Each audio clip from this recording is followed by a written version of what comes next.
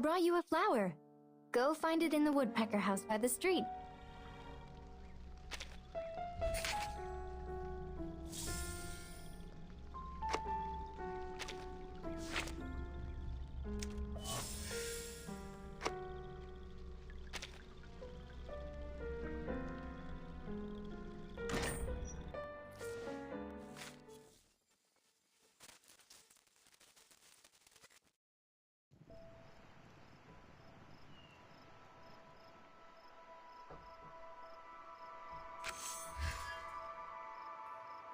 Espita!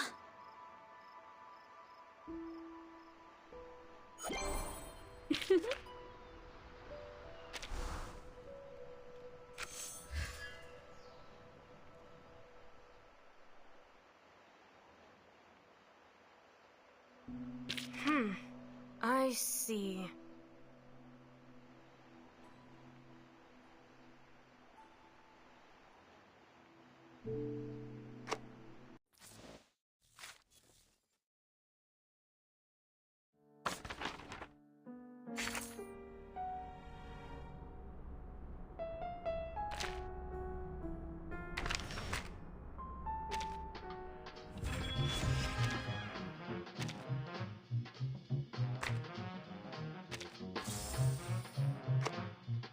The Stasi is watching everyone and everything, except people's dreams.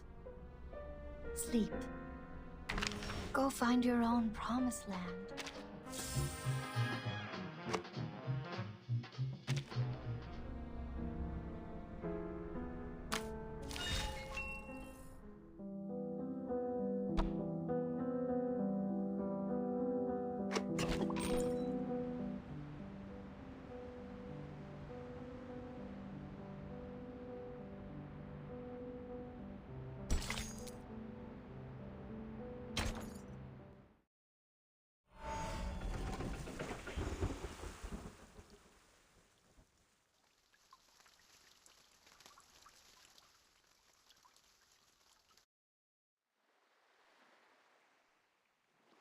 Mama, I have a question.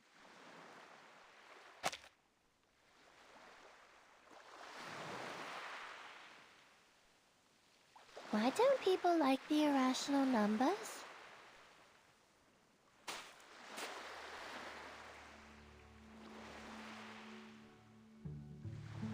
Do you feel the same about them, 37?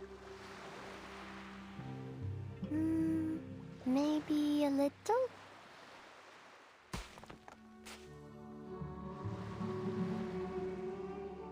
You see, Mama, I can count to 3 and to 17, but I can never count to something like 0.01000100001, let alone use it in calculations.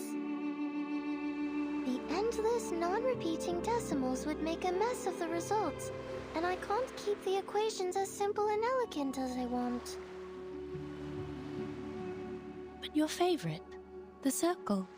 The ratio of its circumference to diameter is also an irrational number, is it not? Pi is special. I know how it was found and what it represents, so I trust it and use it in my calculations. The same with e, logarithm 2, and root 2. But not many irrational numbers are this convenient to work with. Some have no patterns, no simplest forms, and no end. I can't work out their digits, write them out, or calculate them. Not only are they impossible to pinpoint on the number axis, but there's an infinite amount of these irrational numbers.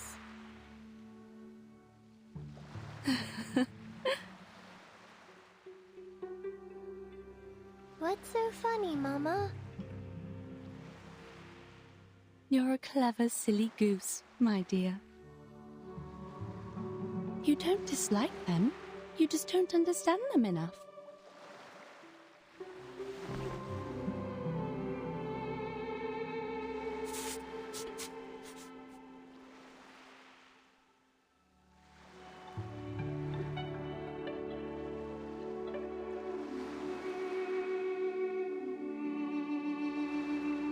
Take our old friend root 2, for instance.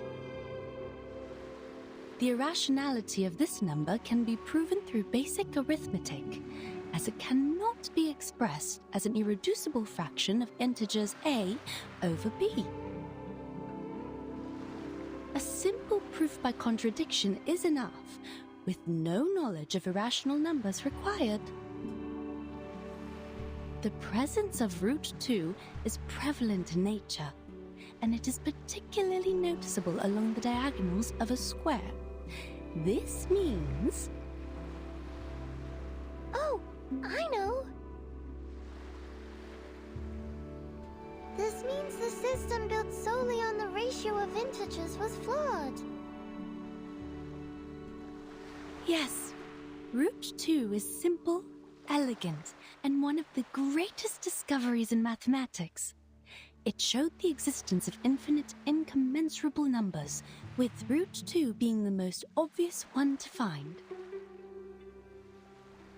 This was how the Tower of Old Ideas crumbled, paving the way for revolutionary breakthroughs that catapulted mathematical analysis into uncharted frontiers. We discovered a kingdom beyond our traditional methods, one that's immeasurable, incommensurable, and inexhaustible. And the key to its gates is hidden in plain sight, in the diagonal of a square. A kingdom of irrationality.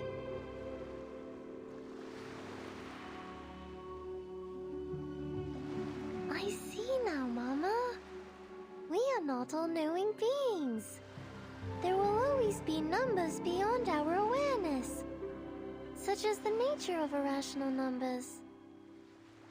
So, if we get to know the irrational numbers better, we can be friends with them too.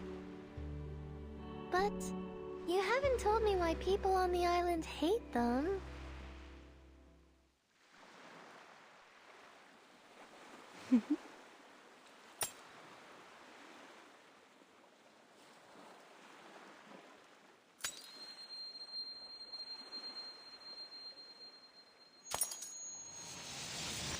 Mama?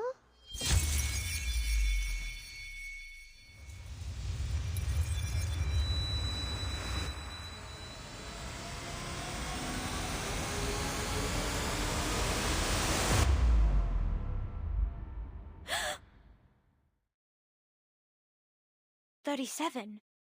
You're awake."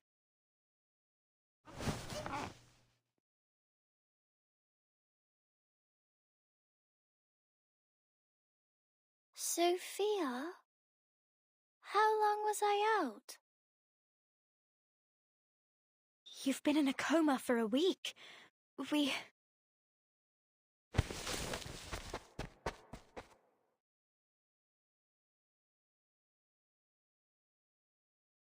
No, stop!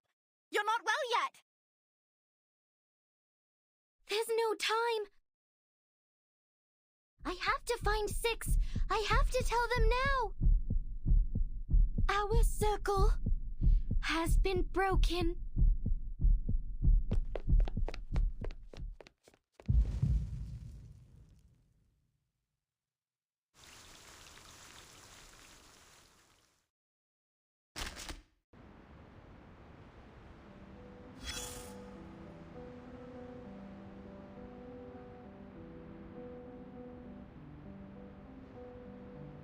Now we've learned some manners in a Peyron, haven't we?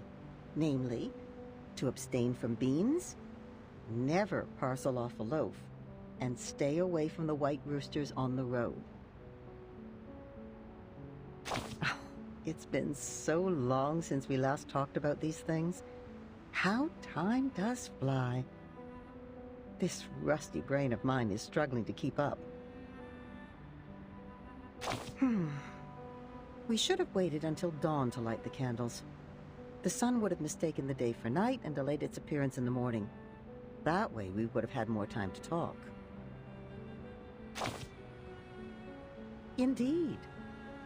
You possess a far greater understanding of the laws of nature than your ancestors. It's only natural that you wouldn't relate candlelight to sunrise. But for the people of earlier times, there was a commonly understood connection between the two. Did the trees not bear fruit after the Horn of Plenty was filled at the harvest festival? Did the field not wave with grain? Does the lighting of a match not illuminate the moon? It's human nature to try to understand the world. Of course, at that time, mistakes were made, and some phenomena were attributed to the wrong causes. Some theories were developed from false facts. It was a time of symbols, you see. The flower represented blessings and harvest. The Ouroboros, the eternal cycle. The hawk, wit and astuteness. And the soil, safety and protection. Aside from nature, the circle symbolized protection, the triangle, stability, and the triple helix, ascendance, change, and the unity of mind, body, and soul. As time went on, things became associated with one another, and more symbols were created. You can see the cause and effect with your own eyes, dear. It's clear when something is related and when it isn't. If the outcome isn't what we expect, these symbols must be incorrect. But it's not their physical form that's wrong. Physical objects never lie. It's the meaning and concept given to them that are wrong, you see. Objects are just objects. A match is just a match, not the illuminator of the moon. An animal is just an animal. The circle and triangle are only shapes. And you are just you.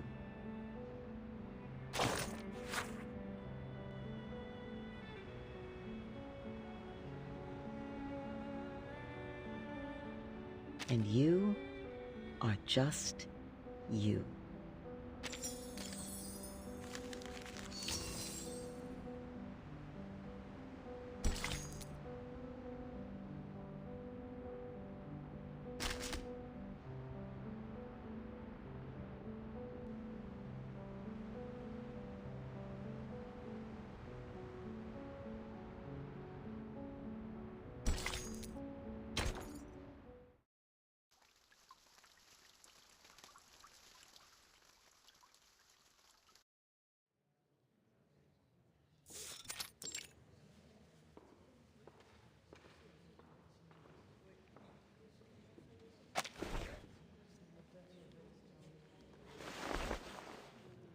Nothing's happening.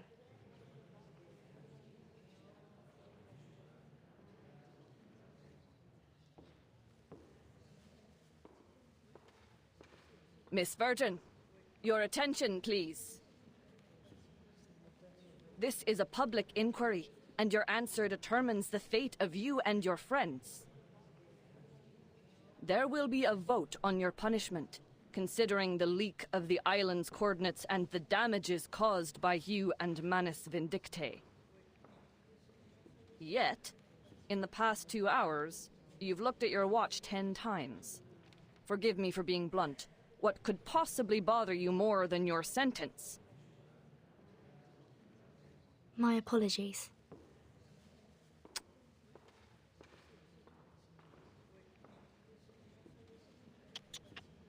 Let her look, 888.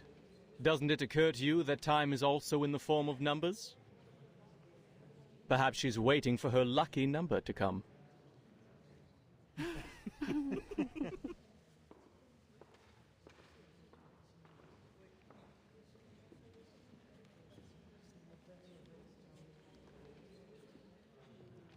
Besides, what conclusions have the good people here made? We were brought together in this great hall today, for misfortunes have struck us in the past week. Manus' followers were found dead in our sacred place, the Gorgon current was cut off, and a human army has invaded our land. There are also the territorial disputes, the threats from external powers, and the conflicts between our guests. As you can see, our guests have brought us quite the unexpected gifts. They will give us their explanations. But whose words should we trust? Those of the Foundation or Manus Vindictae?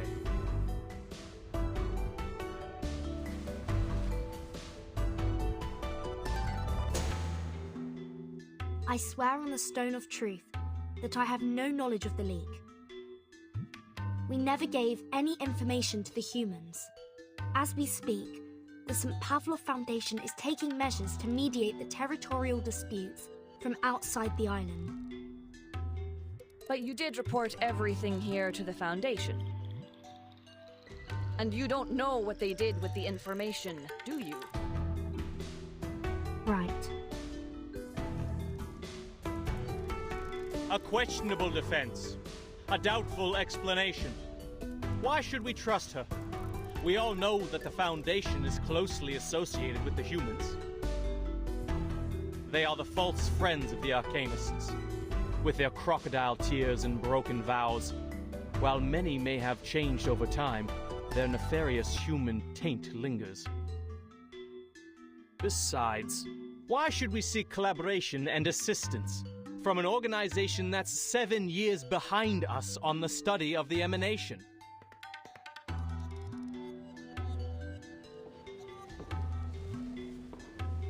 But rush not, brothers and sisters. The moment of decision has not yet arrived. Let's give our old friend Manus Vindictae a fair and equal hearing before casting our pebbles into the pot.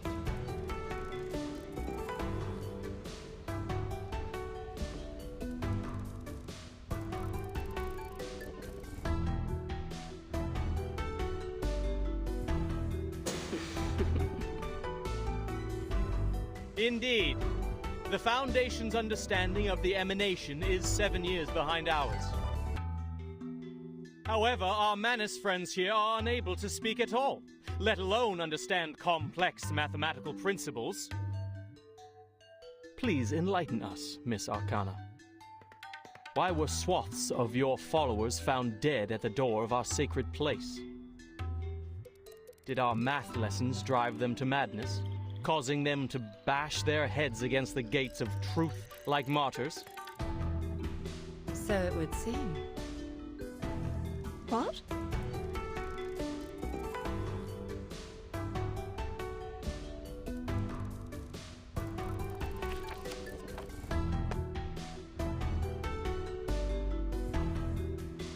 One must confess that our followers were ill-prepared to take on the wisdom of the island. But we did come seek mutual development with sincerity. I trust you are aware of the assistance we have provided over the years in this world of matters, which you, though reluctantly, relied upon. As to this debate, I was once told a story that now seems fitting to recount.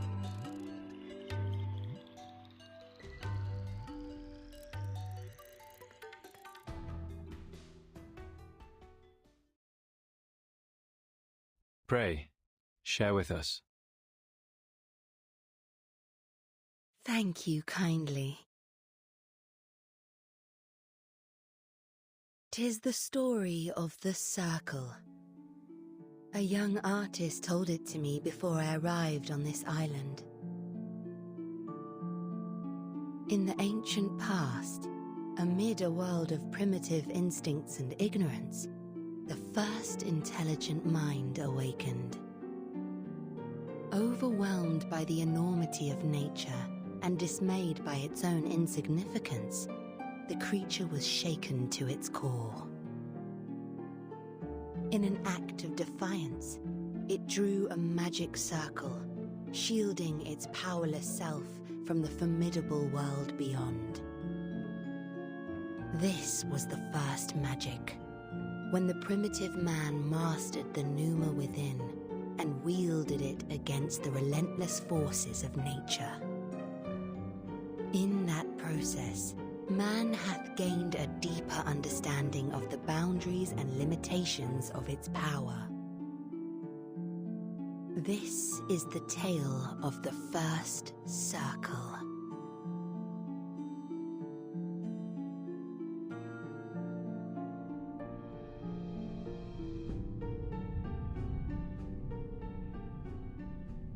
The circle shielded us, and its protection benefits thee to this day.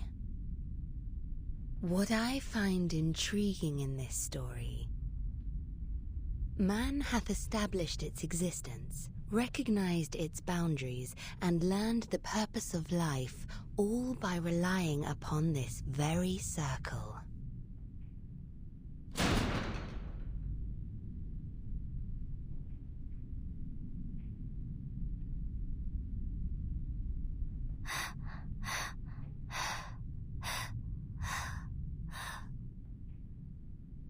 "37.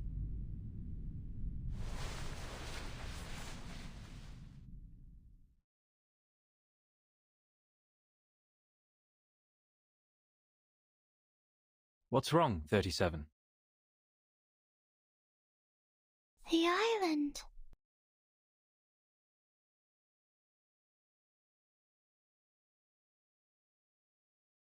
Our island has fallen ill.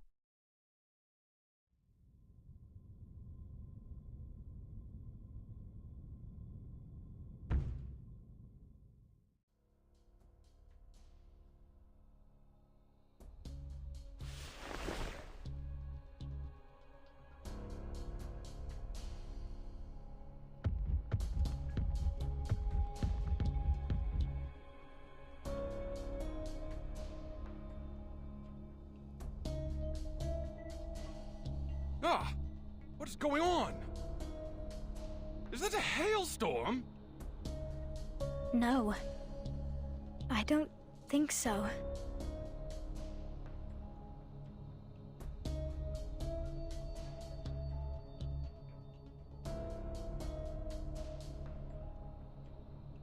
Those are Abraxases falling from the sky.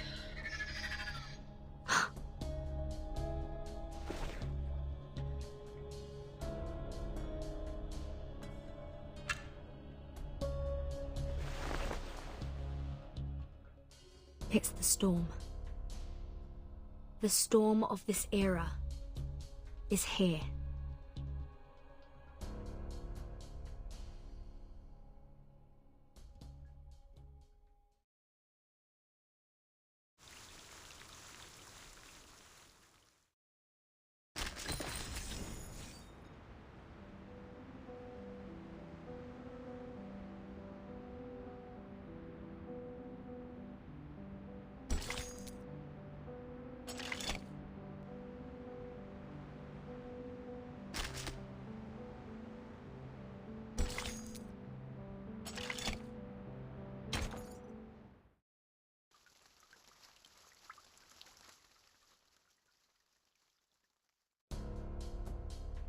Miss Verton, did you just say the emanation has happened? Just now? More precisely, its 24-hour countdown has begun. There's always a buffer period before the storm, during which the storm syndrome gradually spreads from the critical point across the globe. The symptoms are different every time, and we have yet to discern a pattern. With the help of Laplace Scientific Computing Center, the best we can do now is to send a 24-hour warning prior to the storm.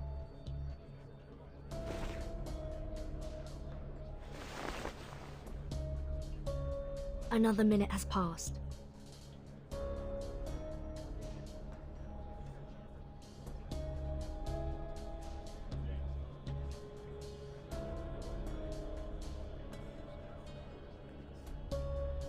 Please remain seated, everyone. We are still in the middle of a vote. The emanation holds no influence on this island. The discussion must continue until a satisfactory conclusion is reached. No other subjects shall be brought up until then.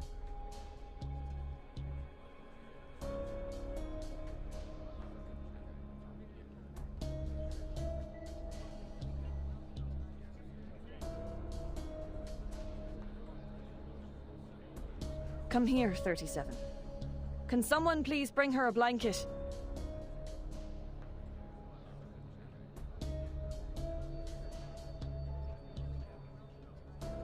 42.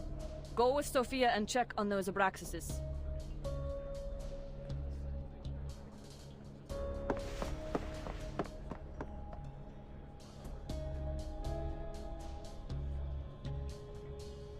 Ah, good news.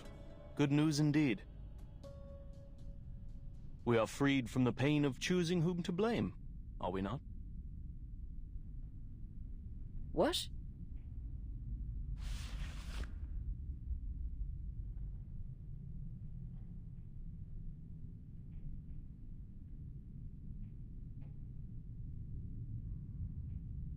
The emanation is coming. The tides of Numa will pour from above and wash away all trivialities. By then, human intruders and the international powers of this era, along with the turmoil they brought, will all be dissolved and poured into the ditches like gunk. And we will regain our shores and return to the study of essence and forms.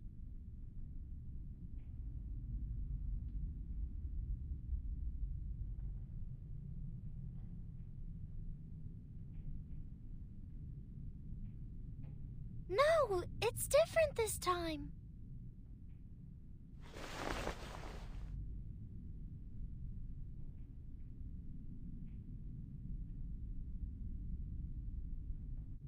The island has fallen ill. It's getting bloated, stagnant, and sluggish, drifting into the world of matters where ignorance reigns. Soon, the tides of Numa will wash over us, sweeping away the fragments of the phenomenal world. What did you say? In other words, we will all be taken by the emanation? This is unthinkable.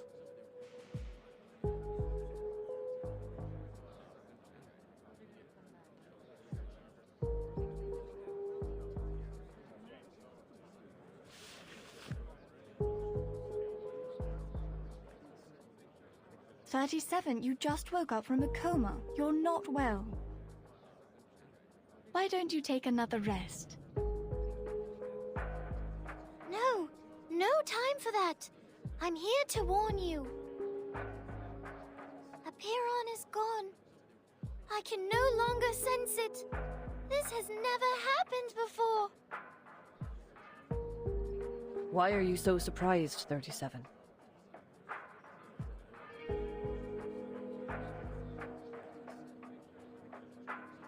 You should know the reason of its alienation. You brought outsiders to the sacred place. You betrayed the scripture's teachings and angered Apiron.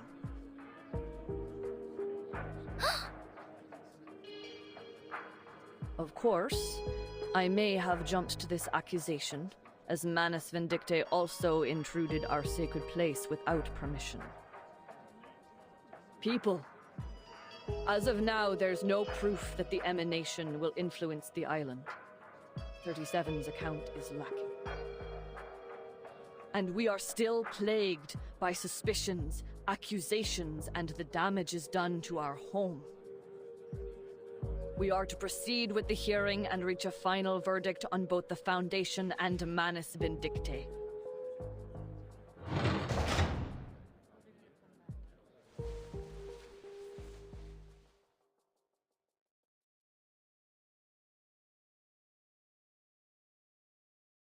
"I'm sorry. Please forgive me. I shouldn't have intruded the whole of truth, but..."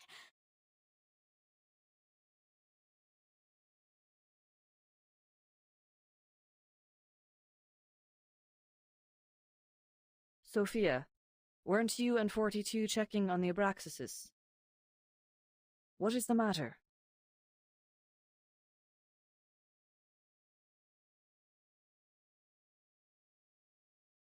The Abraxases don't look right. Their beaks, no, their entire heads are melting into oil paints. And 42, we were on the beach, suddenly he...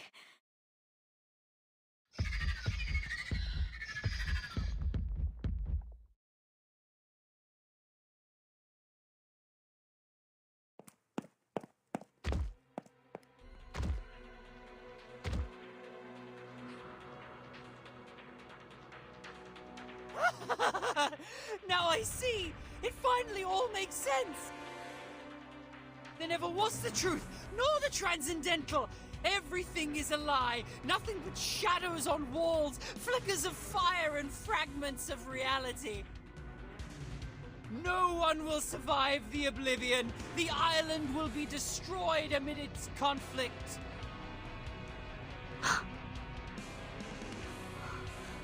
Is that the storm syndrome? 42, your face.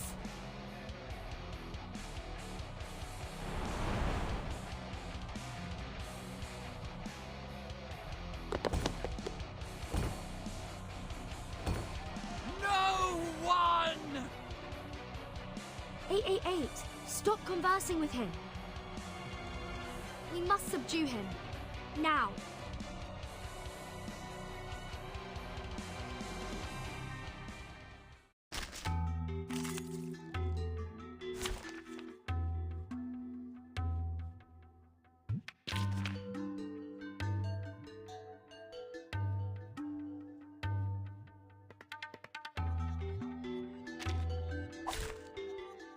Also got my enemies with me in my own way.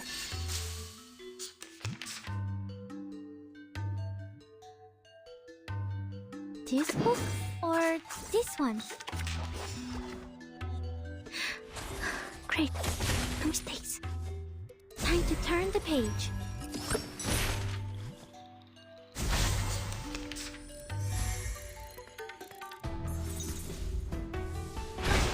Did I miss something?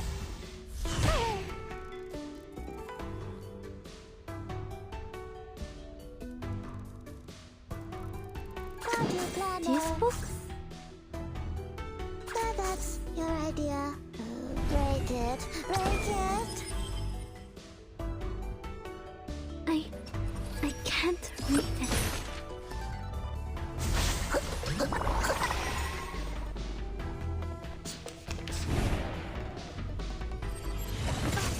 Did I miss something?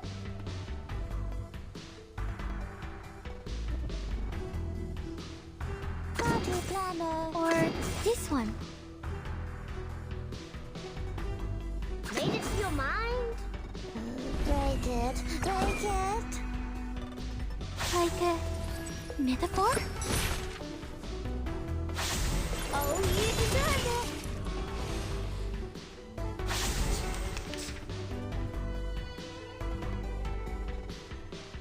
This book?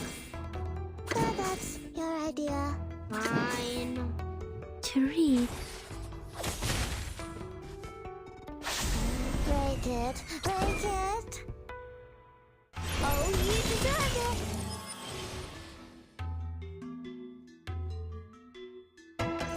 The trance of the wiseless source for sure.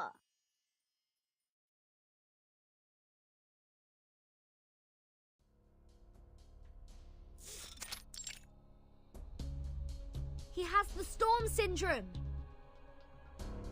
Please, listen everyone. 37 is right. Something's changed on this island. Your immunity to the emanation has been weakened.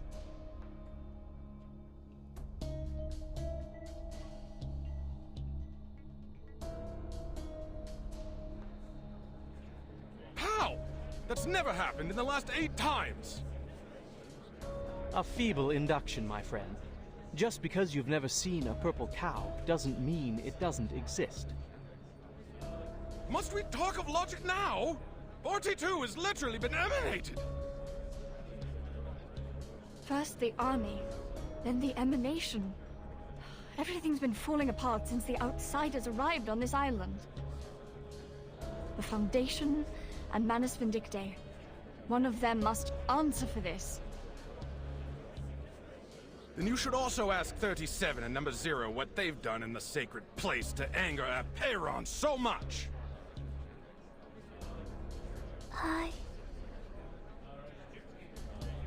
No, 37 didn't cause this.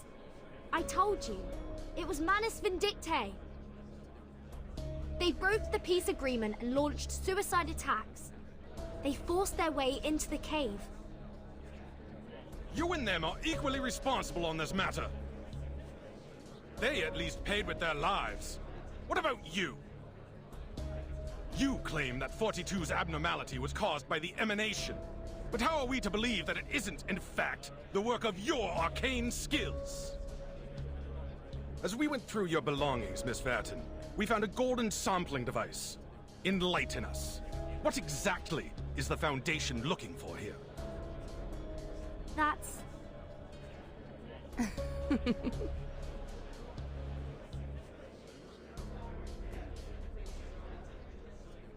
Good, Vertin, good. Let the confrontations be louder and the struggles be harder. I wonder what shall come of this. Silence.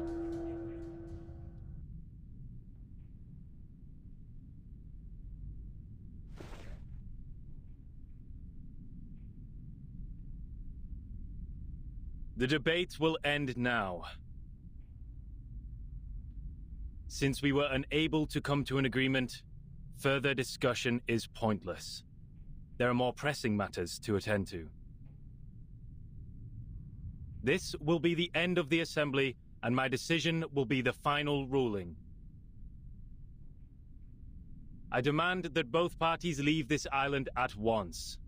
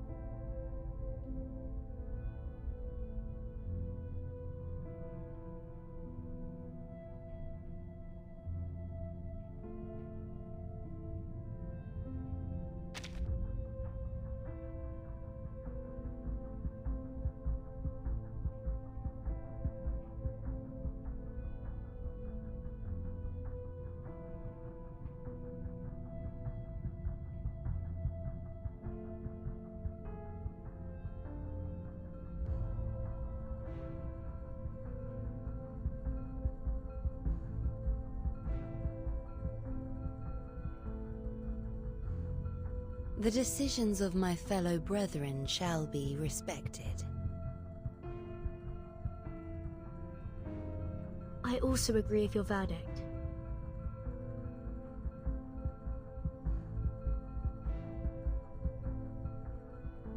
But may I ask for one small doubt to be dispelled? Miss Vertin and I will depart ere long. Do you truly not desire aid from us? You're kind to ask, miss. It is true that our circle has been disturbed, but we see it as a mere turbulence of the phenomenal world. He who holds the compass decides the circle. This will not shift the center of our focus, nor change the shape of our beliefs.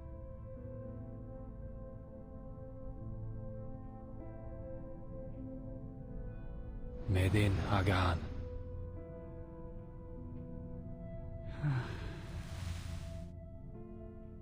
He purged the storm syndrome with an arcane skill. I never thought it would be possible.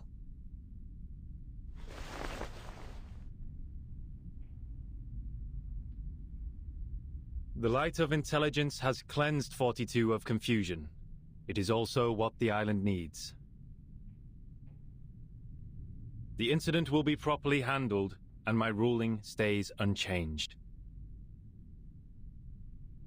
I expect your words to be matched by actions, Miss Arcana.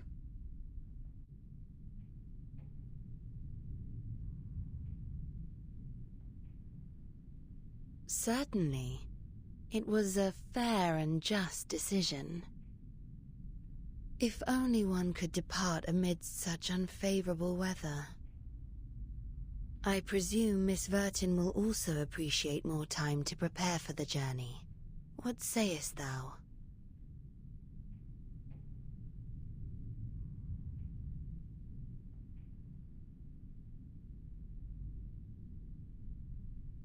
The hourglass empties in 2 hours. Please leave before that. Thank you for your thoughtful consideration.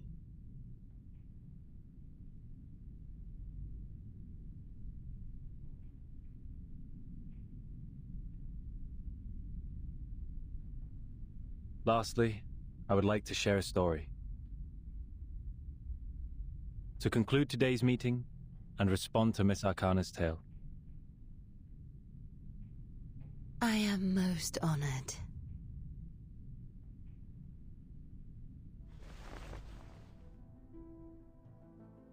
I too have heard the story of the First Circle, but in my version, more followed. The first of man were intimidated by the enormity of nature and constantly tried to defy and escape it. Our ancestors, however, had the opposite reaction. They found solace in nature, which welcomed them with a nourishing embrace, sharing its vastness and sublimity without reservation. It was the perfect harmony, the moment the circle ceased to represent confrontation and avoidance. As we bathed in Apollo's illumination and wandered the tranquil shores, our souls resonated, and we were lifted to a higher wisdom. This was how we conquered our fears, emerged from ignorance, and allowed ourselves to indulge on the essence and forms.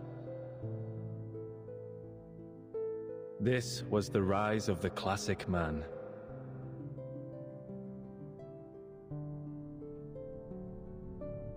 May you all be blessed with the courage for reconciliation, the determination for peace, and the devotion to nature. Qualities no less noble than caution and defiance. You may all leave now.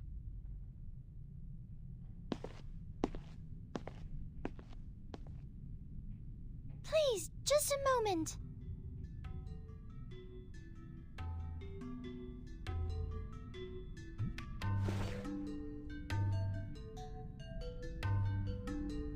I will fix our circle. 888 was right. I have enraged Aperon. I am responsible. I will go back to the sacred place, pass its test, and ask it to share the divine light of Gnosis so we can learn the truth about the essence. I will make up for what I've done. I promise.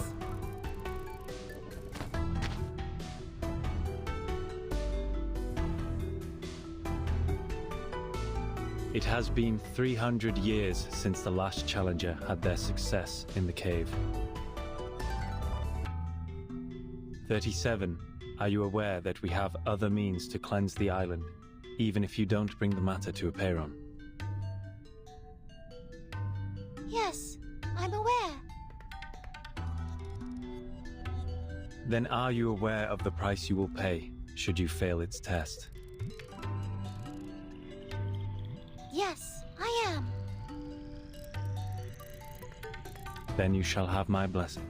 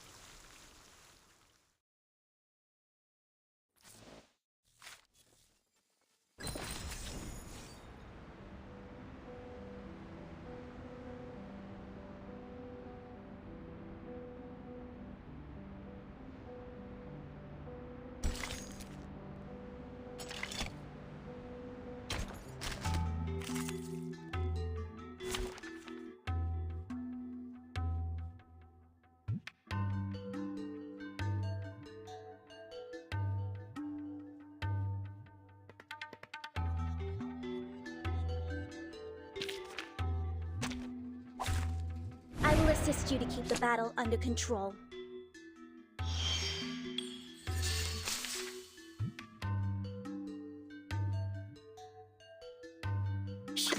I hear something.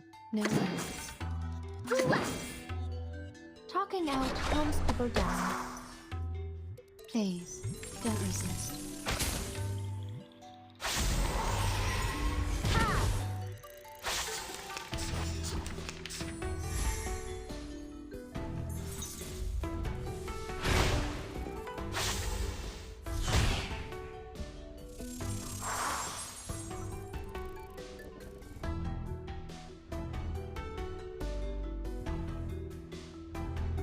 Relax.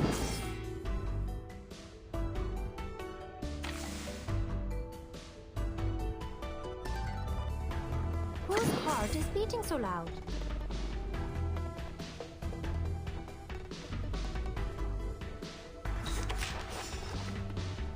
I smell the scent of mint oil. Oh?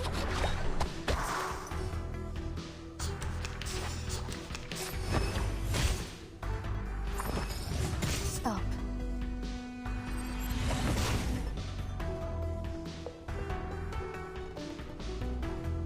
No worries. Shh! I hear something. Forward! Come back to me.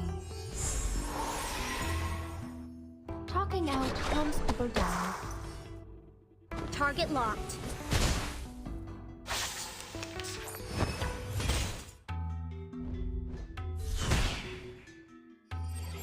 Hey, I'm the support staff.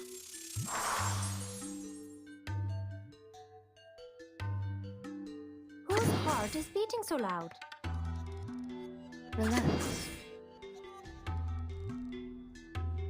We need some peaceful moments. Talking out calms people down.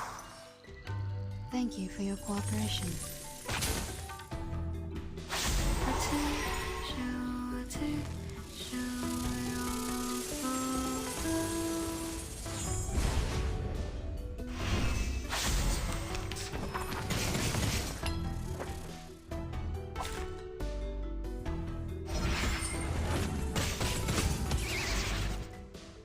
Who ate beans?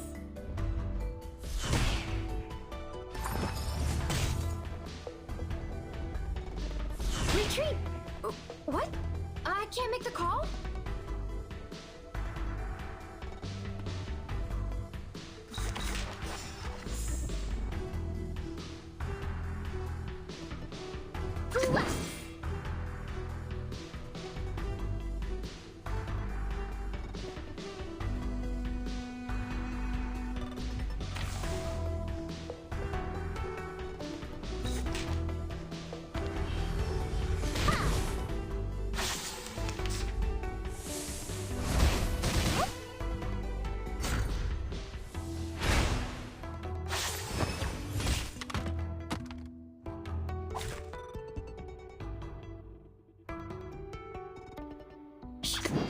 We should listen to what people say. Don't be so furious. Secrets always hide in careless words. Listen carefully.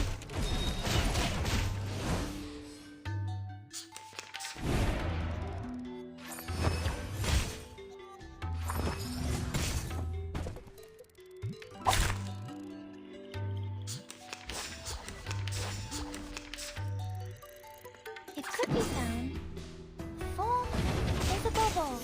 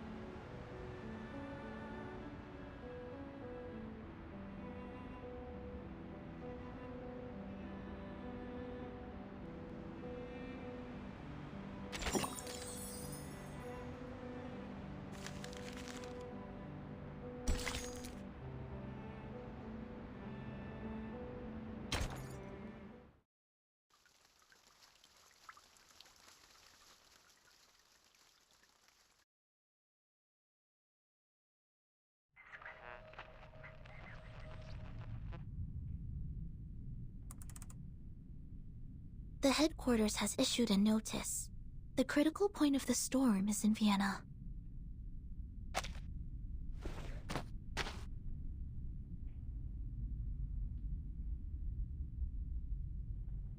This type of storm syndrome involves a bodily transformation into oil paintings, primarily affecting the face, but sometimes spreading to the torso. It is often accompanied by delirium and an intense obsession with war. Like the storm of 1929, it was accelerated by social upheavals resulting from the constant tensions Manus Vindictae created between nations. This era.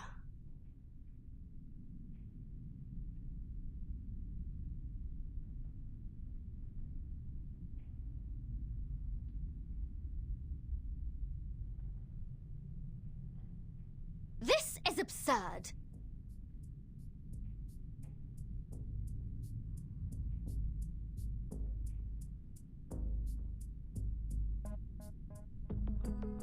We went through all that trouble, sweated our guts out, and finally got to a place where the storm can be kept out. But now you're telling me that immunity is going to disappear like a fart in the wind. I was planning to stay here for a while. There might be alchemic materials and pieces of books the Abraxas left behind from their mills. Ugh! Now that is frustrating, mate! Such is the nature of Arcanum. The immunity hasn't disappeared. It's just waning. For now, only the beach has lost the effect. We're still safe around the Hall of Apeiron. But there's no guarantee that we'll be safe here forever, right? Reminds me of Xeno's survival test. Sinetta and I talked about this. We think the island is protected by a large-scale arcane ritual. The sudden decay of the island's storm immunity might be the result of its changes, though I'm unsure of the specifics. Those people are doing something about it, right? That leader with the rockstar hair, shouldn't he be taking action by now? Six has gathered all integers after the assembly. They're going to perform a mass cleansing ceremony. 37 also mentioned a test. I think they have more than one way to deal with the changes. To the best of this apple's knowledge, secluded pure-blood arcanist groups often have rituals that they keep to themselves. These islanders impart truths based on intellect and rationality, yet their doctrines are highly religious. Perhaps their arcane skills are passed down in a religious manner. Oh, very mysterious, very arcane. I hope they're not all huddled together doing a math at a time like this. And I'm more worried about us, Capitan.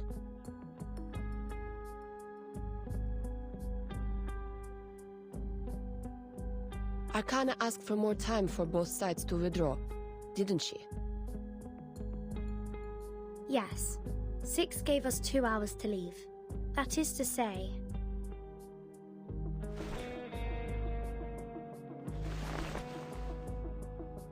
we must set out when the storm countdown reaches 2000.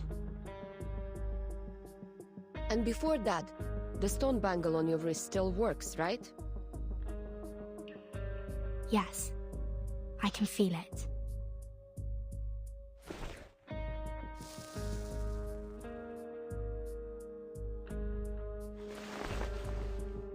It would scold me whenever I thought about going to war with them. Huh, I see. So we only have 2 hours for the plan. Plan? What plan? Aren't we sneaking away from all this?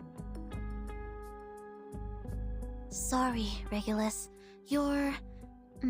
accommodation was a long way from ours, so we haven't given you the latest updates.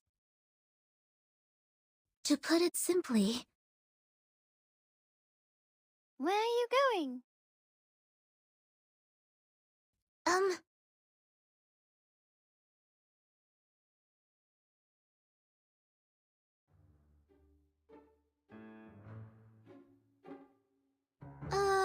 37,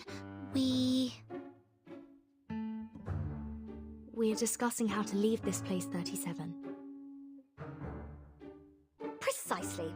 I was just about to say, your chief wants us gone in a jiffy, but we don't even have a piece of wood to sail with. Vertin is sizing us up to see if we can fit in her suitcase. She's going to swim across the Aegean Sea using her tiny arms. Right, Vertin?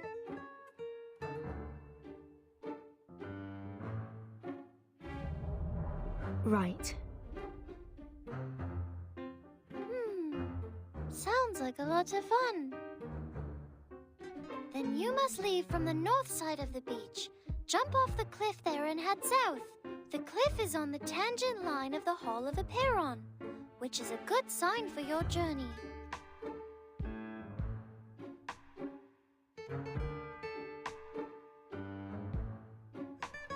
I will show you where to jump, but you'll have to wait till Vertin and I return. Me? Where are we going? What kind of question is that? The only place worth going.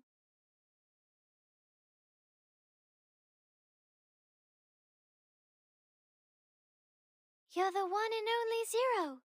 We'll go see Apeiron together.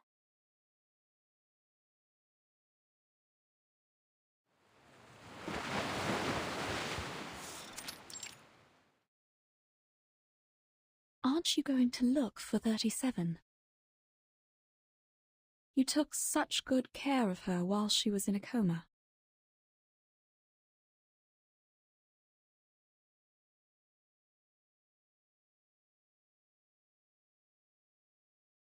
I don't know. I don't know what I should do, Madam Mata. She's going back to the cave for the test, where I can't help her.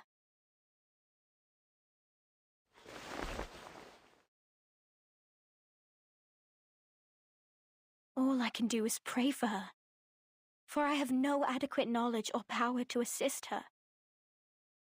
As ever. Perhaps you needn't worry so much. 37 is the one favored by truth. She will be fine.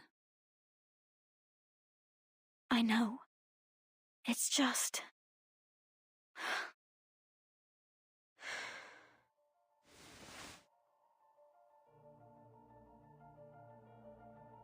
She is also of mortal flesh.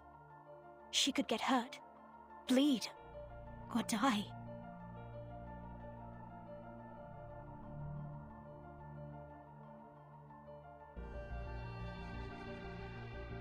You haven't been with us for long, Madam Mata. Apeiron and its test might be new to you. Here on this island, we spent years theorizing, proving, and constructing models based on our mortal comprehension, defining the boundaries of what man is capable of understanding. But when it comes to the essence and forms, we are unable to make any definitive statements. So we humbly approach the temple and inquire about the correctness of our beliefs. And our answer is delivered as a yes or no, reverberating in the form of echoes.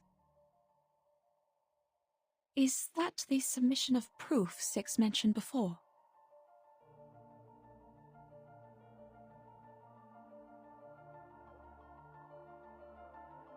Validating one's essence and soul with a number, and verifying the authenticity of one's claims are simple feats for us.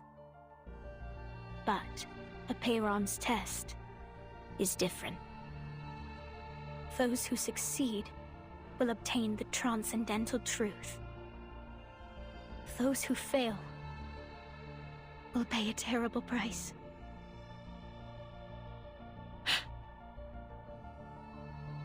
Everything has its limits and boundaries. Those who overstep their bounds will only court their own misfortune. We must respect and be wary of our limits, so our souls will be adequate for our bodies, and all things be refrained from excess. The boundless, limitless, and infinity are not of our realm to tread. They belong only to ancient beings that we cannot utter.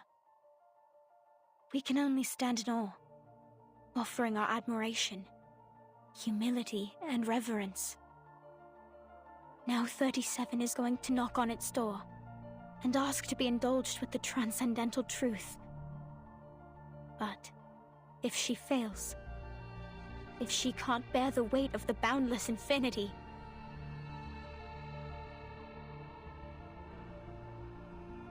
I wish I knew a better way, or could even do it in her place. But only she can do it. It has to be her. 37.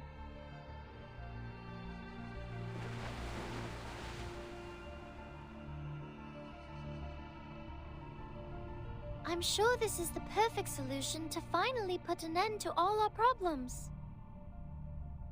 If I pass the test, Apiron will grant me the answer to one question. It can be any question I don't have an answer to, even about the essence and everything.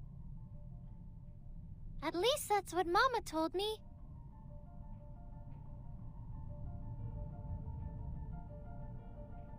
I just have to choose the right question to ask, and we will be rid of all the troubles, whether it be the emanation, the turmoil of the phenomenal world, or the dangers threatening the island. All will be gone. I have Six's blessing. He agrees with me. So, Vertin... Not so fast. You can't just steal away our helmswoman like that. This thing, it's too good to be without any risks, don't you think? What if Vertin doesn't make it back, huh? Who's going to swim us across the sea then? It could be risky, but not for Vertin, only for me. 0 multiplied by any number will still be 0. And we have validated that proof. Well, that's not good enough for this pirate. Besides, Vertin doesn't seem like a 0 to me. It's okay, Regulus. I think I'll be safe there. But 37, isn't this a sacred test for your people? I've never taken the oath. I'm not one of you. That does not matter, Vertin.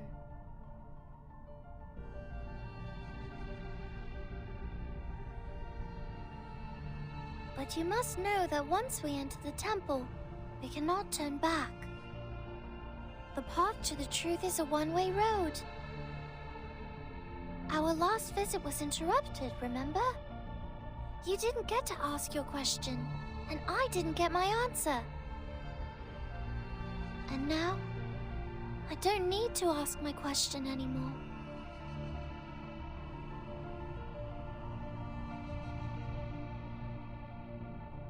You and your friends were right, Vertin. The discord in the phenomenal world does have an effect on essence and forms. No one can argue against this when facing the emanation. But there's more I'd like to know, and I believe you feel the same. I will tell Six that you're coming with me. I will tell everyone and persuade them, because this is the right thing to do.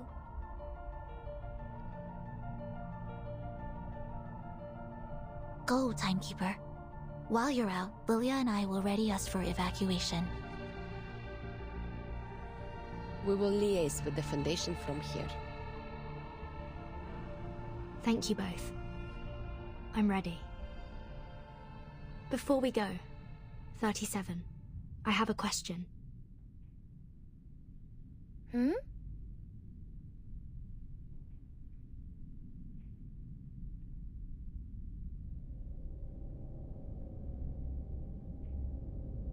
You just said that Apiron will grant an answer to whoever passes the test. Will it answer my question? If I asked for a way to become immune to the storm?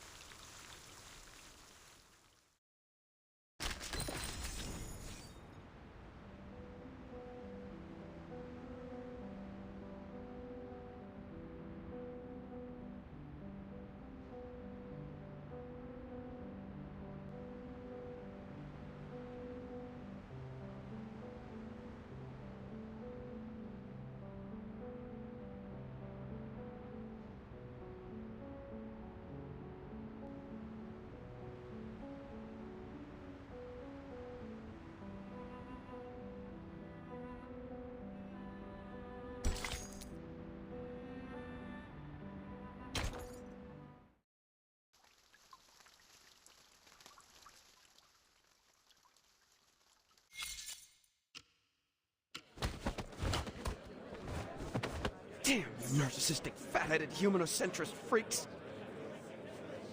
You are the crazy ones, and I will prove myself right! Seriously! Can someone please bring Matthew back to the rehab center? That mask has made him crazy!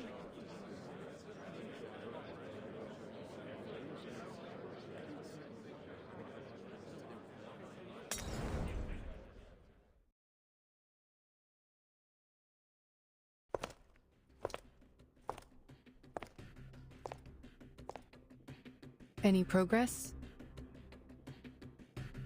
Not much. We've called all the experts here, but so far it's been a waste of time. Not even a bodily reaction when reciting the text. It doesn't belong to any known language, nor follow any linguistic rules. Many are starting to doubt the accuracy of the incantation. After all, it was copied down by a novice investigator with her arcane skill, not her supervisor.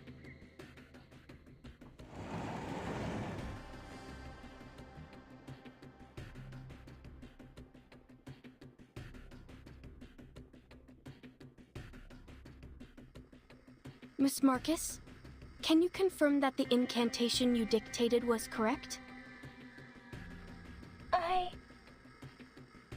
We also learned that you witnessed a visual recording of Arcana performing her arcane skill, depicted through images recreated by a pure-blooded arcanist. Is that right? Yes, to be precise, I saw it in the memories of Isolde, a former member of Manus Vindicte, using Miss Cacanya's arcane mirror. Can you attest to the accuracy of this memory? I can't say. Do you deem the reflection of Miss Cacanya's arcane mirror to be accurate, factual, and without misinterpretation? I'm not sure. Can you confirm that your arcane skill, Read, was performed correctly and provided an unbiased, objective, and flawless interpretation? I don't know about that either. But I saw it with my own eyes. I heard the chanting. I don't know what language that was, but that's how I heard it, and I've written it down phonetically. Please calm down. We are only verifying the details. The Foundation has dispatched a special operations squad to you in Vienna. Please make sure the 2 other arcanists involved will return to the Foundation with you. I understood.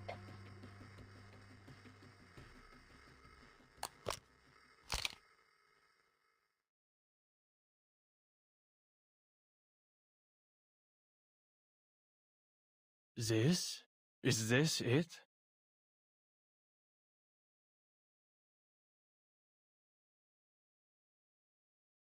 An ancient miracle, a circle of salvation. Euna seco, atuna psycho? An inexplicable incantation transcribed by an arcanist based on what she saw in the memory of another arcanist, recreated by yet another arcanist. That's as convoluted as a dream within a dream within a dream. To think they wanted an objective restoration. I mean, if Gnosis is so reliable and can really cross-check not only once but 4 times, it should have long replaced science by now. With this level of uncertainty, we might have better luck asking typewriter monkeys to randomly give us the answer to the storm immunity. Adler? Why are you here? I requested his participation on the cryptography team. He is a human, but he excels in the field of cryptography. But...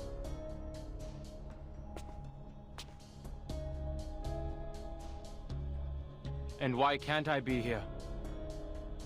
Is it because Greta Hoffman's my sister? And is this what a respectable and honorable member of the Foundation gave her life to retrieve? Is this the ritual she died for? Oh, right. It wasn't even her who retrieved the ritual. It was a student. You are not currently on the official roster. You can leave at any time.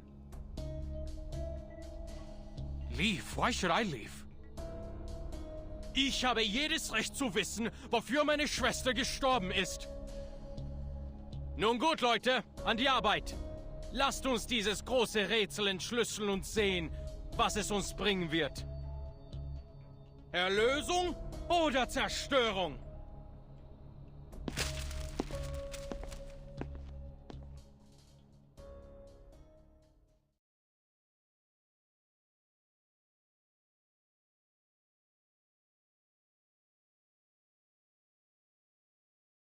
Return to your stations, please. Let us not dismiss its credibility until we have exhausted every possibility. Also,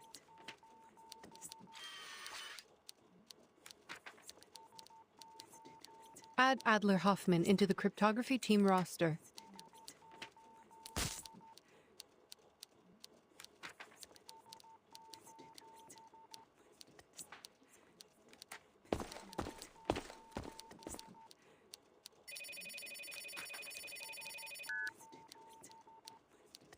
Storm Observation and Research Center. Noted. I will make sure Miss Lucy is aware of that.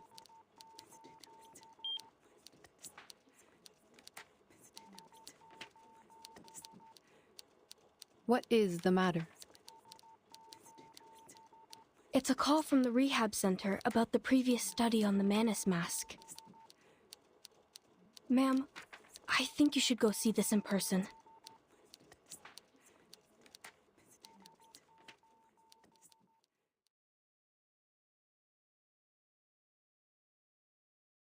Very good, Matthew. Now tell us, what did you hear?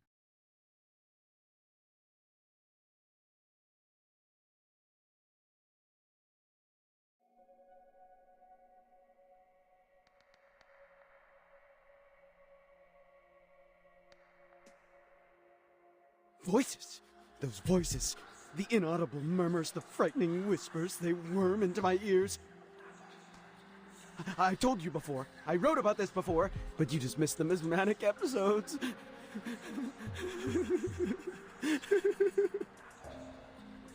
Did you put on the mask? Yes. How else would I know that I was right? And now I know. And never ever heard them so clearly. They are screaming inside my head. Their temptations, their promises. I just have to let go of my brain. Can you hear it? The benevolent mother is speaking!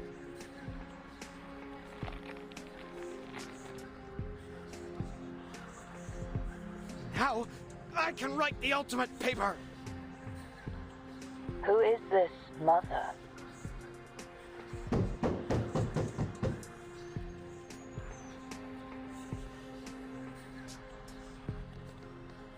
No! I can't say anymore! They see me! They've come for me! Kill me! Kill me now!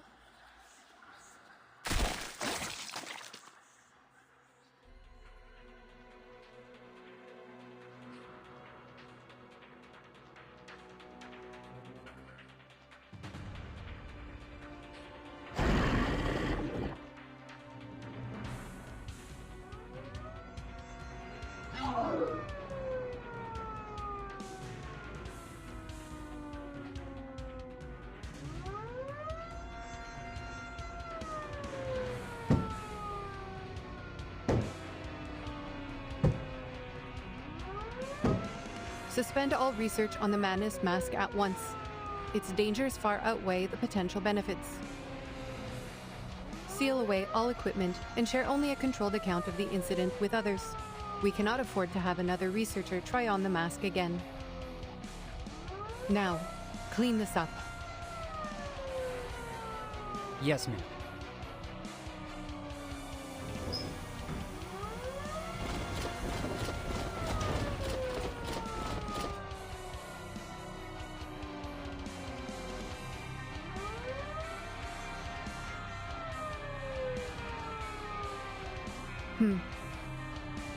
Another dead end.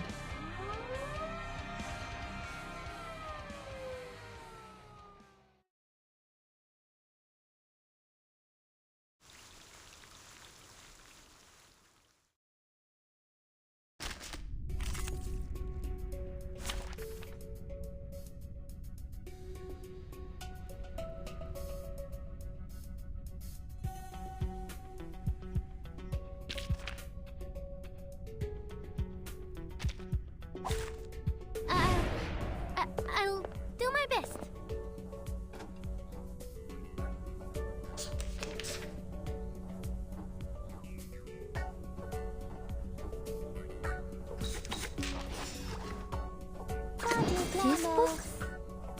I said hello. I can't read it.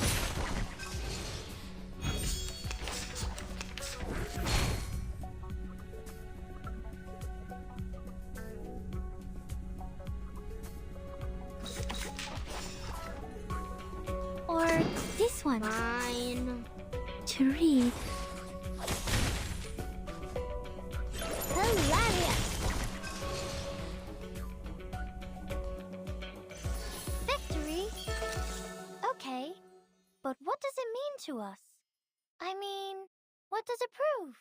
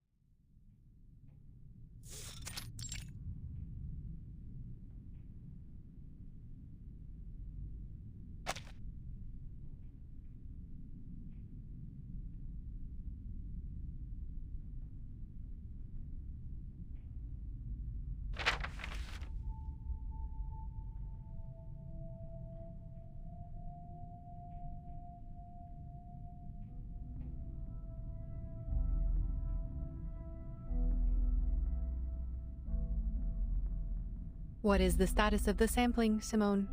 Any updates from the timekeeper? For the moment, no.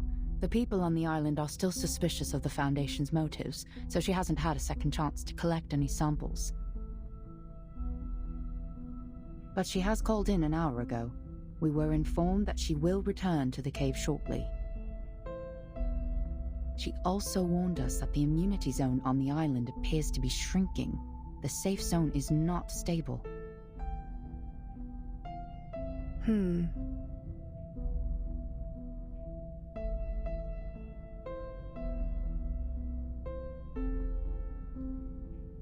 Mom, have you noticed something?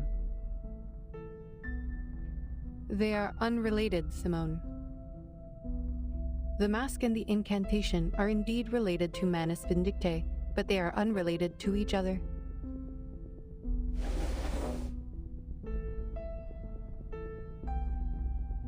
If the account of the Vienna investigator is correct, one cannot help but question. Why would Arcana not simply give the masks to Isolde and her brother? Investigator Marx's report was highly lacking, making it challenging for us to infer what truly happened. I suppose we can be skeptical that the report is incomplete, but it is all we have for now. She did a good job. I could not have asked for more. We all heard it. An ancient miracle, a circle of salvation.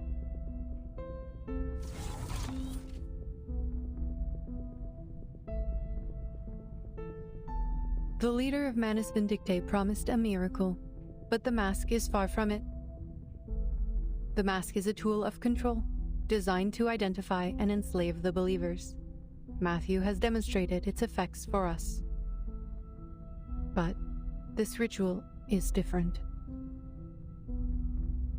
Do you mean the ritual is more sophisticated than the mask?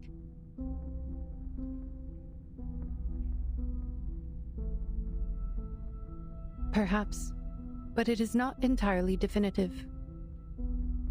The investigators in Vienna completed their mission spectacularly, and now Matthew has proven that the mask is useless for our purposes. Its immunity was only a cover for its other functions.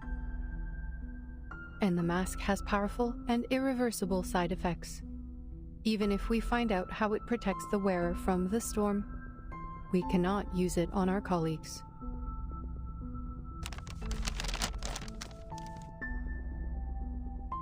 If this incantation is verified to be true, it will be our Promethean fire.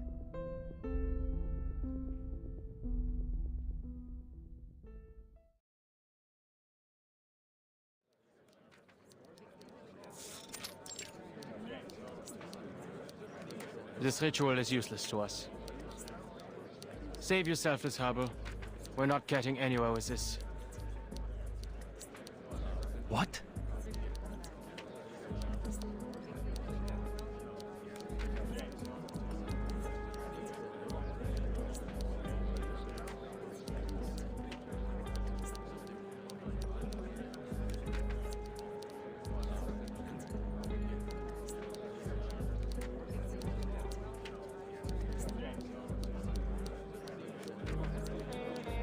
Explain yourself, Adler.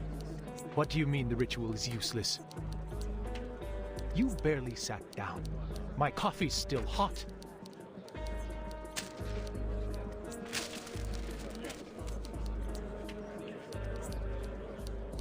I don't need to waste any more time.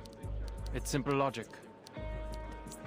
The current information is insufficient for cryptographic decryption. We're attempting an exhaustive brute force, comparing every ancient text and record to find the language or corresponding text. It's like looking for a needle in a colossal haystack. Even if we stumble onto a match, none of us can validate such a thing. A breakthrough in this regard is simply not possible. You can't be serious.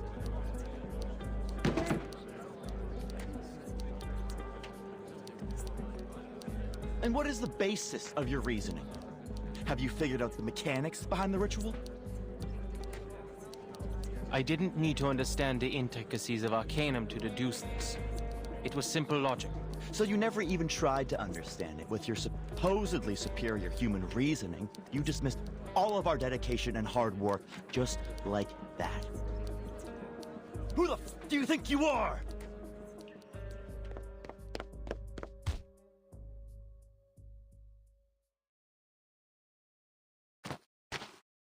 What?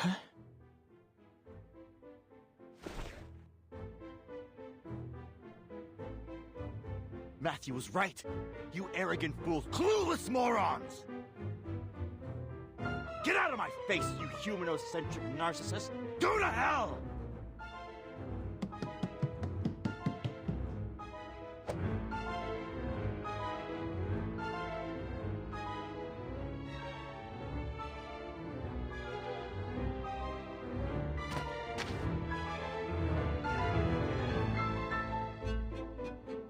Was this really necessary? I was just sharing my conclusion. Oh, it was the mask. I should have thought of that. He worked in the same lab as Matthew, and he must have been exposed to the mask. But his physical exam seemed fine. Is there an incubation period? Does he seem fine to you now? Huh? No! Williams! Put that down! That's the only Conway Automaton 5 left after the storm.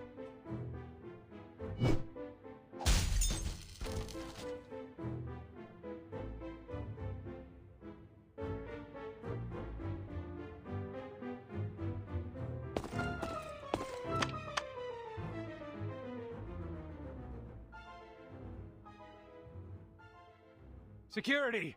Security! We've got a code red!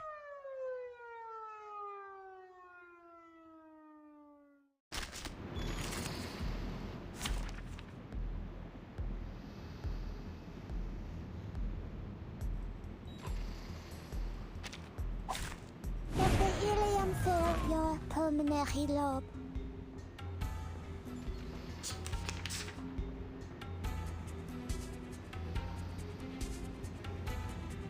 This book?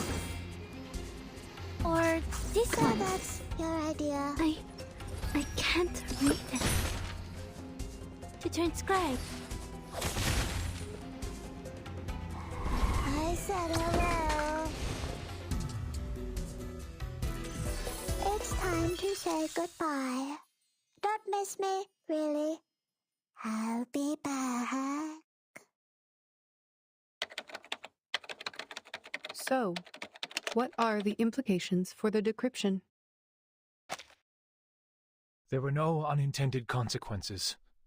We were able to control Williams in time, and the Conway Automaton 5 he destroyed wasn't useful to our work anyway. I am glad you kept the damages to a minimum.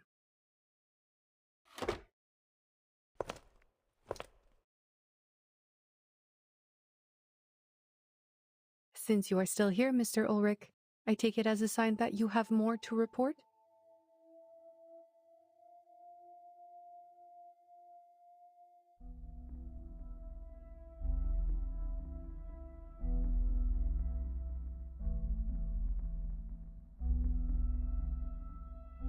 Williams was merely an accident, ma'am, but Adler is a loose cannon on the team. We need to talk about this. With all due respect, I still don't understand why you put him on the team. He may have made his contributions to Laplace, but that was 8 years ago. Now he's just an irritating defeatist and a staunch supporter of humanocentrism.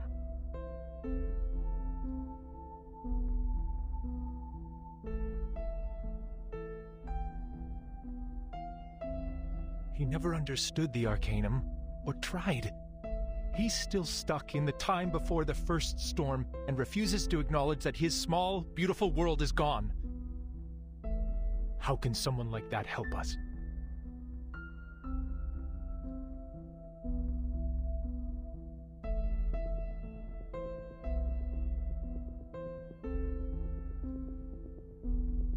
I understand your concern, but I have not heard anything about the incapacitation of Adler Hoffman. What? He got a few scratches at most. The guy barely touched him. So he is fine. I am glad we agree. Is there anything else you would like to report?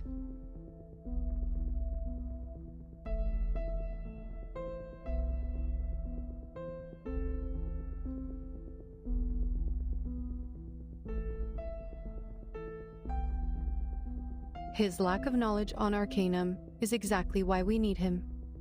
His human perspective will offer valuable insights on arcane rituals. The results of this study will not only be used to save Arcanists, but also humans who share the same world with us.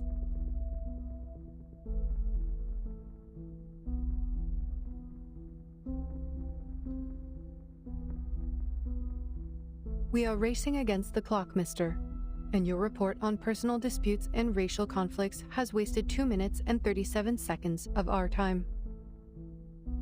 If he refuses to cooperate, you have every right to remove him from the team. That is your responsibility. Oh,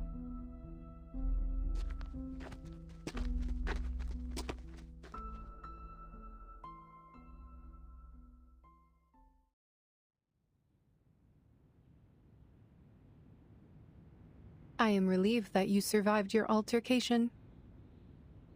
What would you like to report?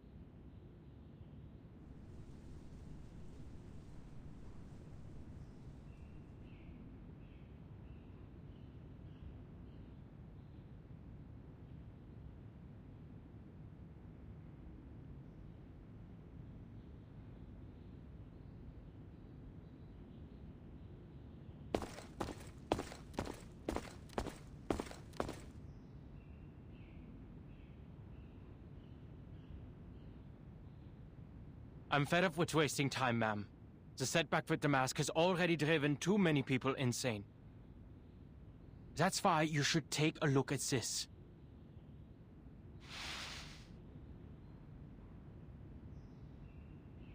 I can logically deduce that our current direction is another dead end. The incantation isn't long enough for cryptographic decryption. We will have to turn to ancient records. Perhaps we'll find something in age-old manuscripts, in tablet inscriptions, or in the memories of powerful arcanists. But even if we find it, we can't validate it because none of us can cast the skill.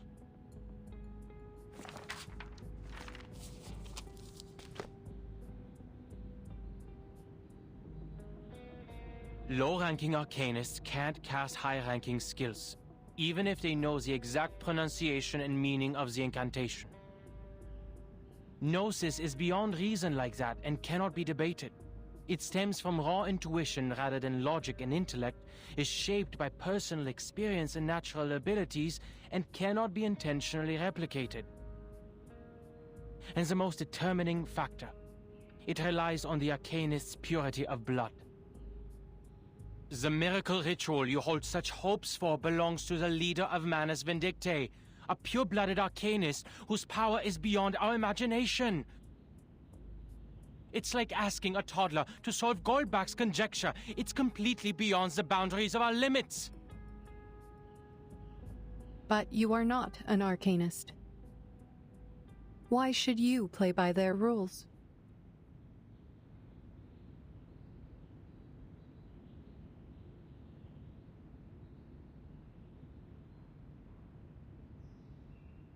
You are right. Arcanists differ due to their purity of blood. Researcher Medicine Pocket has already reported the linear correlation between the bloodline of an arcanist and their abilities, and has drawn a conclusion 10 times more extreme. Then you should listen. That's their area of expertise.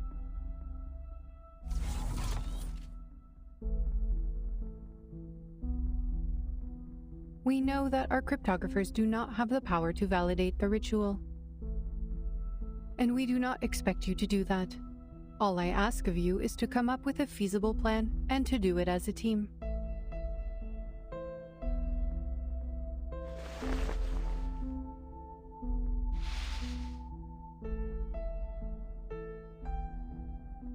Your deduction is logical, but not practical or actionable.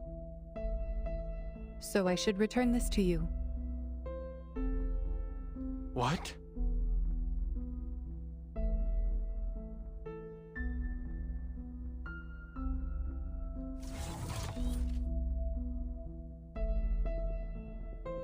Your logic is impressive, Adler, but do not let it limit your thinking. You spoke of the boundaries of arcane power, but logic has its limits too, no? Knowledge can be obtained through various means, such as intuition, logical reasoning, empirical observations, and teachings from others. Your team is not the only one cracking the ritual through their own means. If you fail, we will turn to the others, and if that approach is wrong, we will try another. If no solution is found before the storm, we will simply wait for the next one. What matters is we keep moving forward, no matter the cost. We must keep to the path, or we will be swept away like dust in the rain.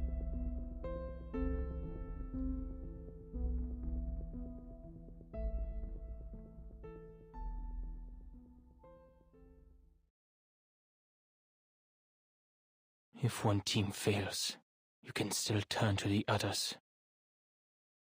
Warum denn? Warum musste es Greta sein? What? Forget it. Just a bitter, irrational thought. This marks the end of my efforts. Hopefully, the others will bring you the needed breakthroughs.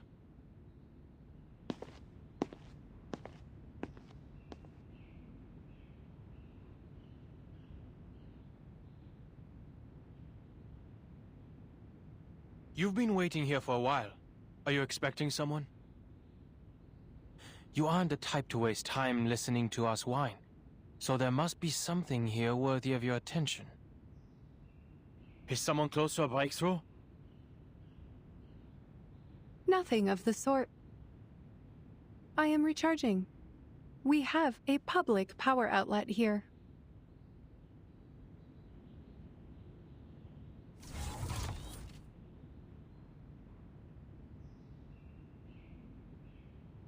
But I am indeed waiting. The doves of the Whitestone House are here.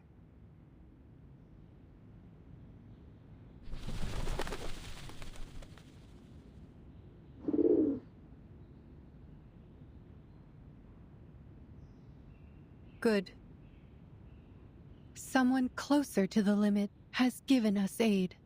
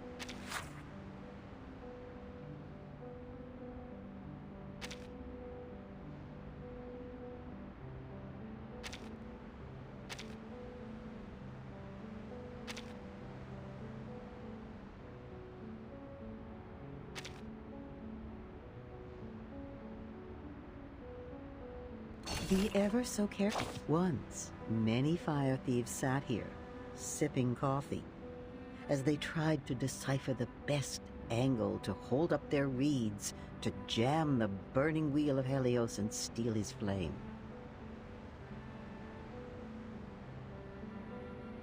The gods are selfish. They're stingy with their might.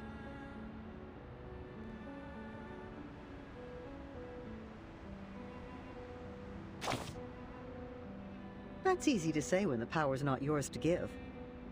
Knowing how to share is a rare virtue. Knowing how to share knowledge is a rarer virtue still.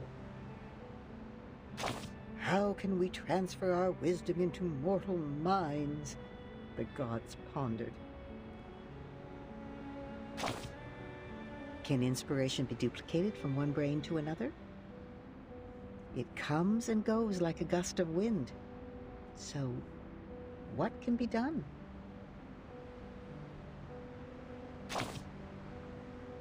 Not yet, darling. We've only finished the prologue. However, there is a but waiting down the road.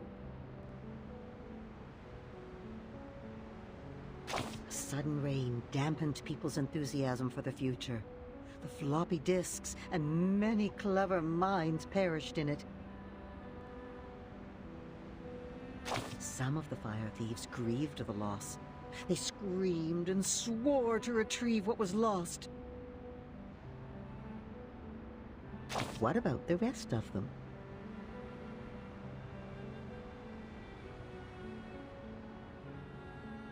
They returned to primitive chaos, like coelacanths crawling back into the ocean after thousands of years of evolution. Once again, they became the protégés of Arcanum.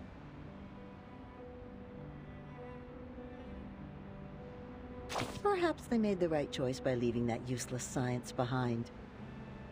Who knows?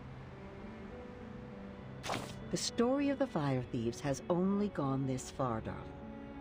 At this point, no one knows what will happen to Prometheus or what's inside Pandora's box.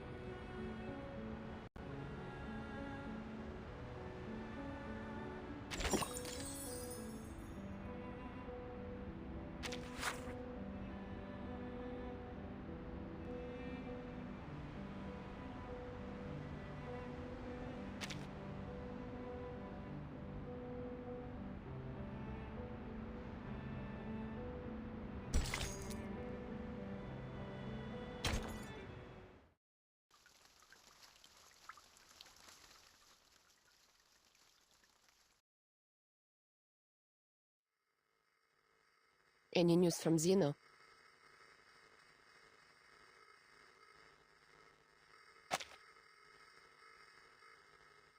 They are moving as planned. The deployment will be complete within 2 hours.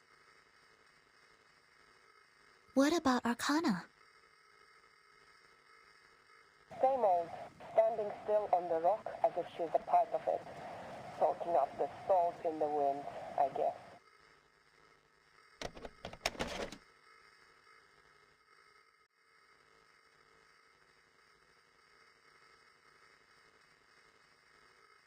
She's found herself a good spot, overlooking all of us from up there. The center of the island where the number people are heading, the entrance to the cave where Vertin and 37 are going, and the beaches in the storm. Nothing escapes her sight. Impressive!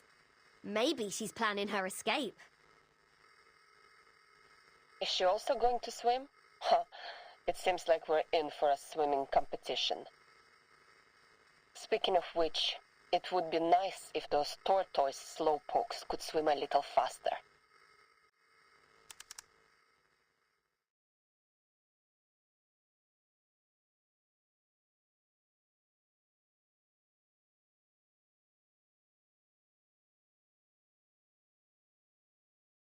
Look, Sonetto, I understand your plan now. But I still can't shake off a bad feeling about all this. Don't worry, Regulus. We have gone over this many times. The margin of error should be below 0.00025%. I'm confident that it will work. I know. Spare me with the numbers. I know I can rely on you.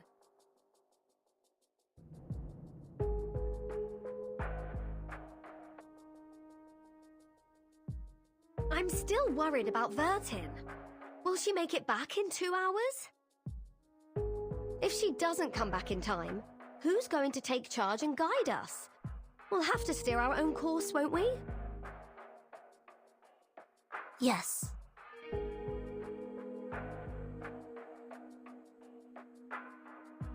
LaPlus is gathering every piece of information they can find on the storm. The discovery of the asymmetrical nuclide R was already a remarkable breakthrough.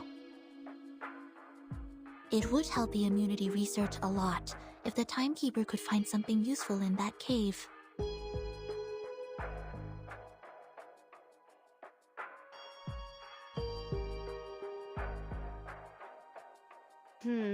I don't think she's going to have a lovely time there, judging by what happened to me last time.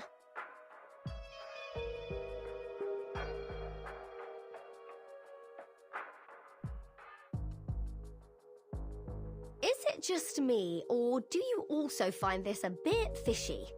The dangers aside, using an answer as a reward? What? Is this deity some sort of answering machine?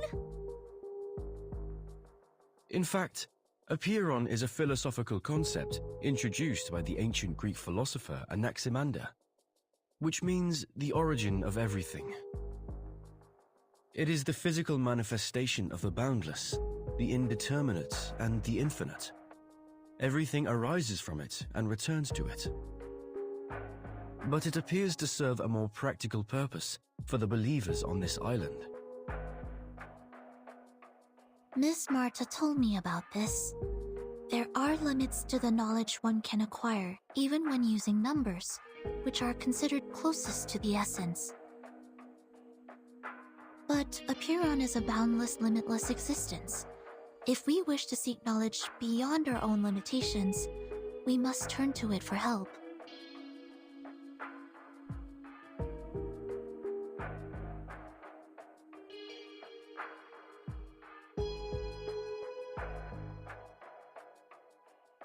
To the best of this apple's recollection, the more ancient, abstract, and intangible an entity is, the more likely it possesses arcane powers beyond our fathom. By communing with the supreme existences through sympathetic magic, worshippers could gain the guidance of their transcendental gnosis. They would, of course, exact a price from the worshippers as well. Price?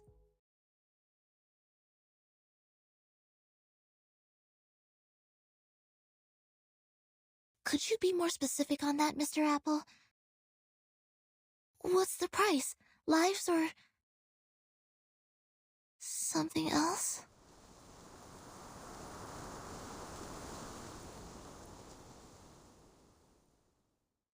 Vertin! Jump over here!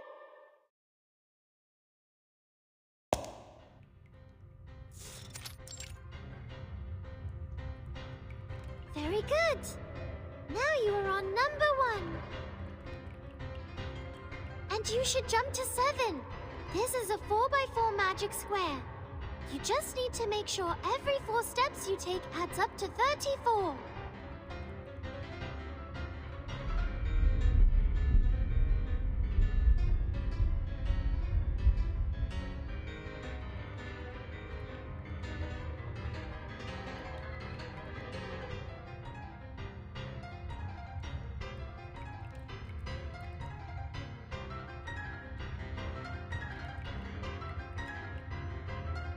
I don't understand, 37.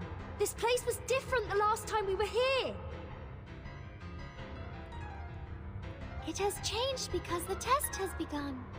The path to new knowledge is always harder than verifying a known result. Don't worry. This is like a labyrinth with a Minotaur. There is always a way to the center. But weren't those labyrinth walkers offerings to the Minotaur?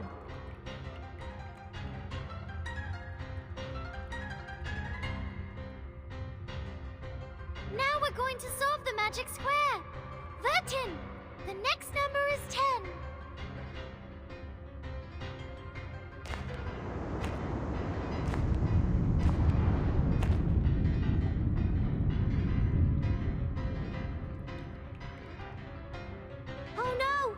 It turned into a magic circle. We have to calculate again. This one's easy. The sum of the numbers on each circle should be equal to the sum of the numbers on its diameter plus the number in the middle. We're just going from a square to a circle. It's not that difficult. You are now on 32. We need to find 17 or 21.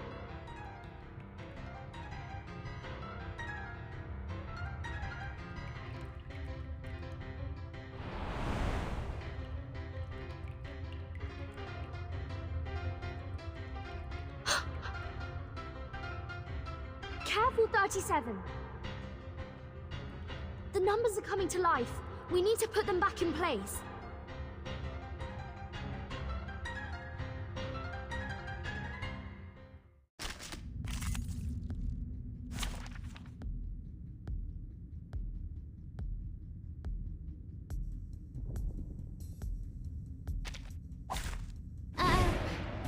I'll do my best.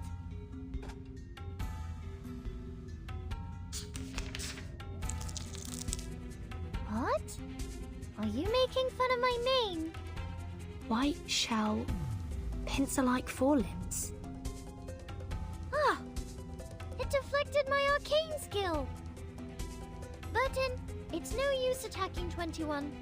Just focus on 9 and 33 instead. Start with the number that has the largest absolute value. 33.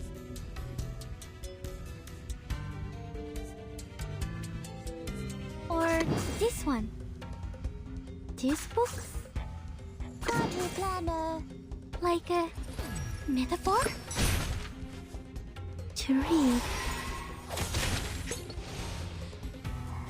I said hello. How welcoming.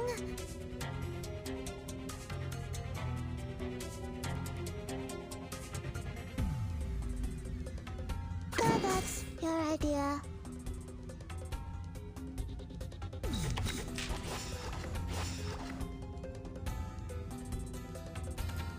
Made it to your mind? Break it. Break it. Hilarious.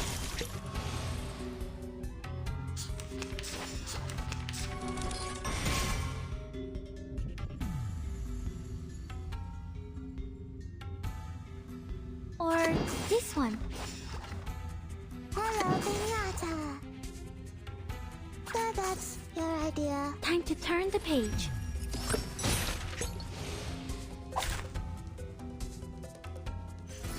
It's time to say goodbye. Don't miss me, really. I'll be back.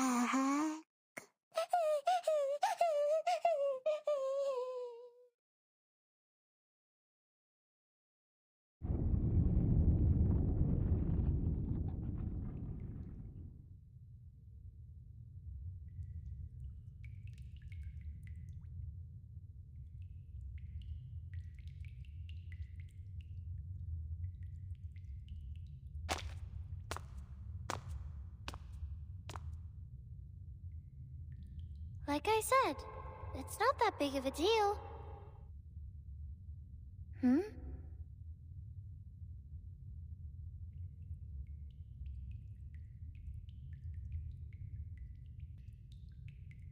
I thought the next question would be the Ford Circle, the Monster Group, or Hilbert's Infinite Grand Hotel.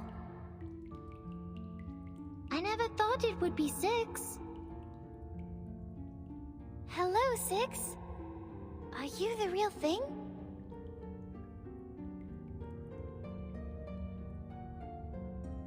Yes, I'm the real 6.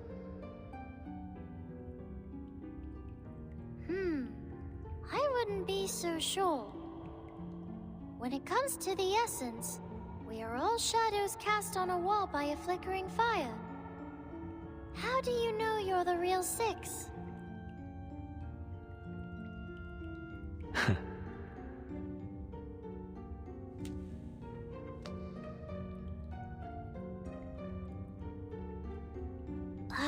Did you just smile? Now I very much doubt that you're real. I didn't. And I am the true 6. This gate has always been guarded by a 6.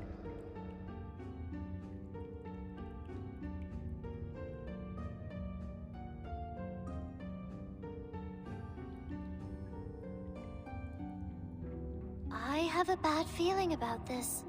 I think the question we're about to answer will be very simple.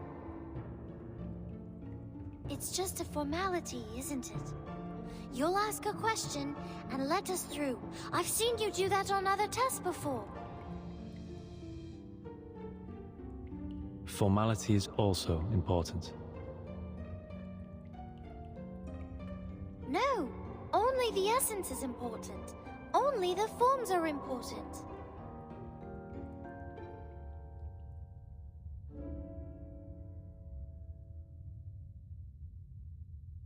This is a question about the essence and forms, 37. Please pay heed to it. As for Miss Vertin, we only expect you to lend a patient ear. Very well.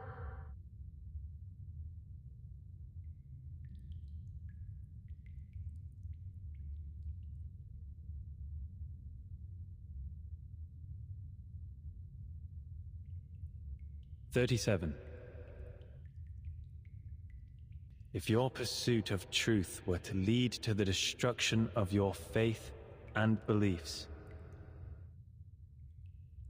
would you still keep going?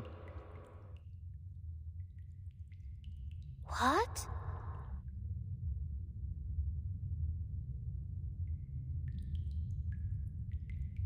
What kind of question is that?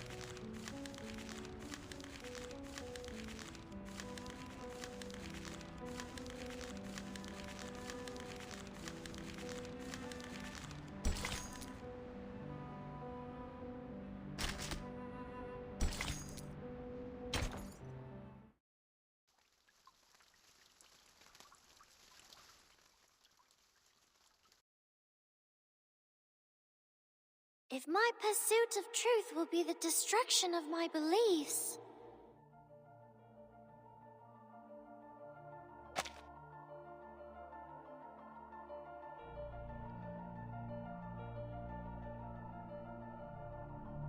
I came for the truth, and my faith is the truth. Why would the truth be destroyed by the truth? If it's because I did the calculation wrong, I'll go back and do it again. And next time, I will do better.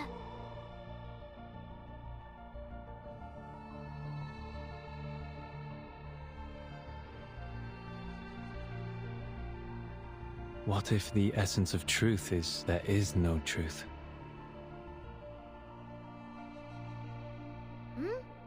Isn't that also a form of the truth? Its non-existence is an answer in itself, is it not? You're speaking like 210. Are you really 6?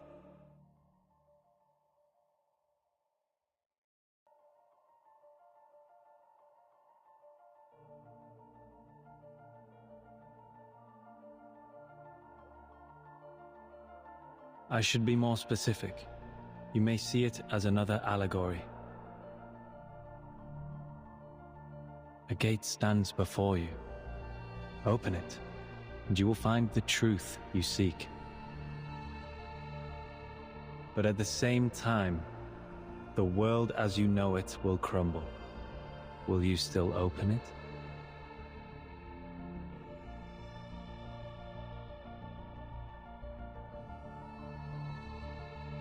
Yes. If my world changes because the truth is revealed, doesn't that mean my previous understanding was wrong and should be corrected? If what's behind the gate is really the truth, why would I give up the truth for falsehood?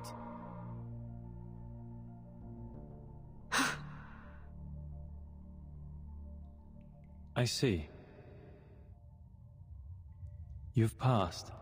As a reward, I will bestow upon you this sacred ritual.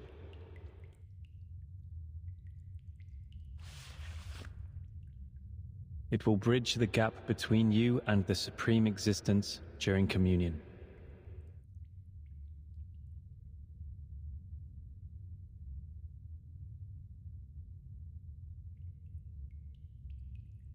Was that it? You didn't even ask a question that posed a real challenge. See, Vertin? I knew this was just a formality. Vertin? No, 37. I think this question... 37.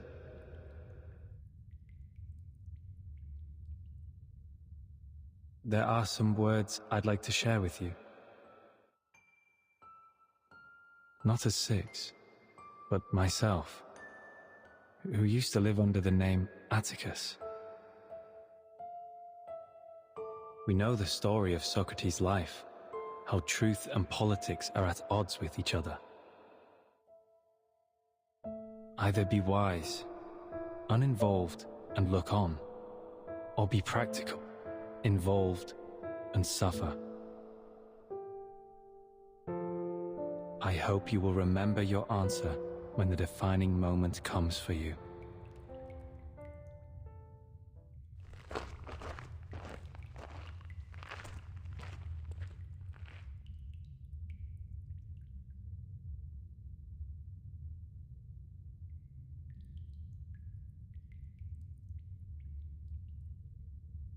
We should go, Vertin. There's a long way ahead. I hope the next question will be more fun.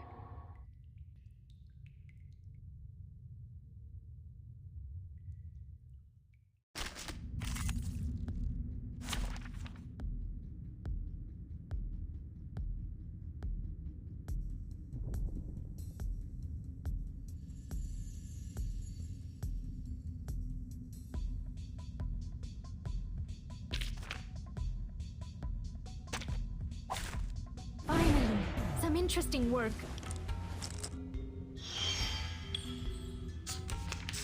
Yes! 73! A good number. It's the 8th twin prime, the 8th lucky prime, and the same combination as 37. But sadly, you're the 21st prime number, which makes you less than perfect. 13. Let's start with 73, because it has the largest absolute value. Nice choice, Vertin. You are a quick learner.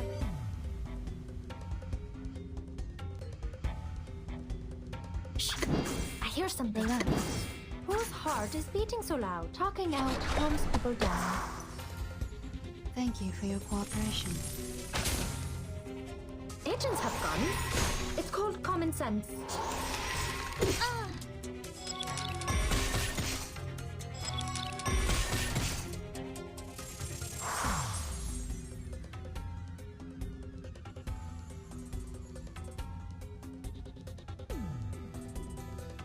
Forward! No worries. Shh. I hear something. Target locked. Thank you for your cooperation. Radio waves are everywhere. Everywhere. Oh.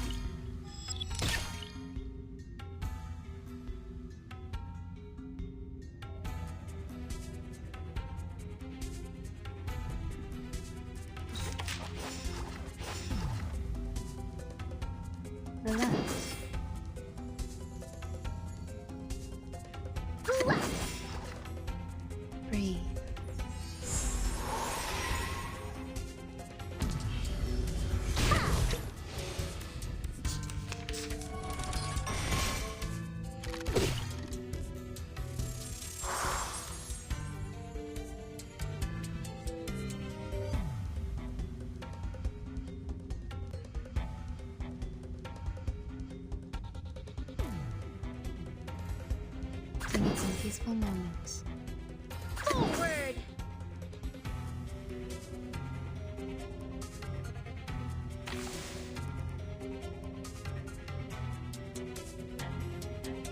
Whose heart is beating so loud?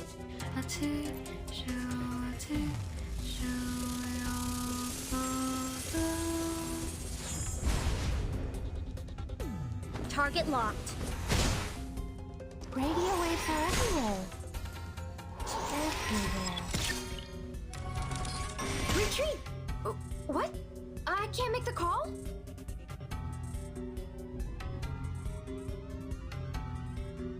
Relax. Shh. I hear something.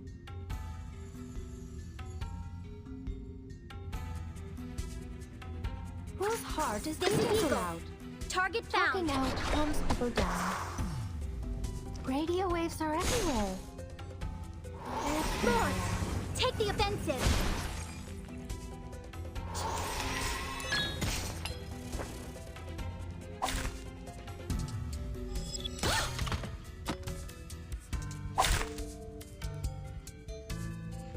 Who ate beans?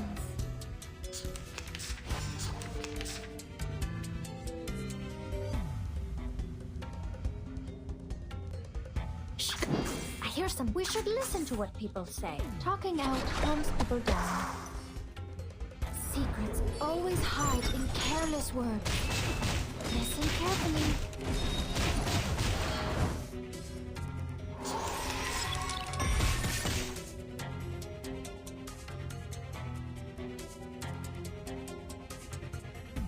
Shh. I hear something.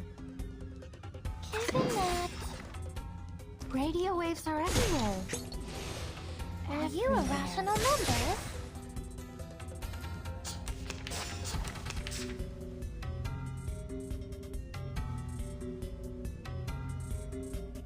Whose heart is beating so loud?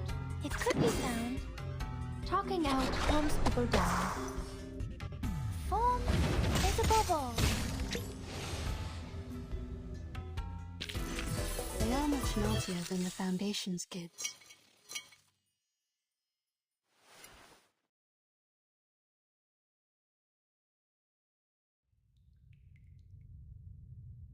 Nothing I haven't expected so far. Just like what Mom told me. They're just games, like skipping rocks, katabos, and hopscotch. I've always been good at games. Look, there's the gate, Vertin. We're almost at the end.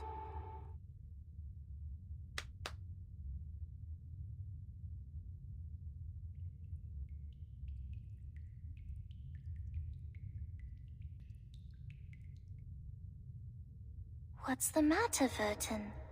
You've been quiet since we met 6.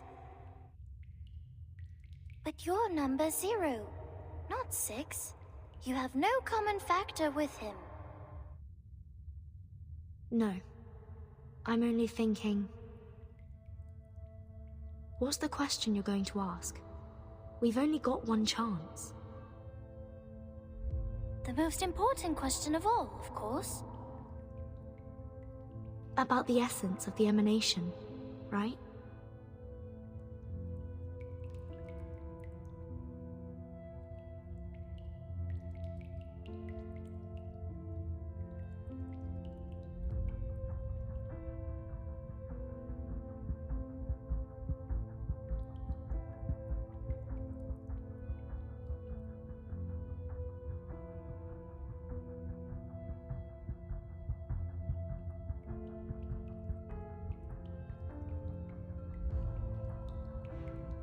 Well, the essence of it is important. But one day, we will eventually come to understand it. Even if we leave it alone for now, it will still be there. Yes? I think so.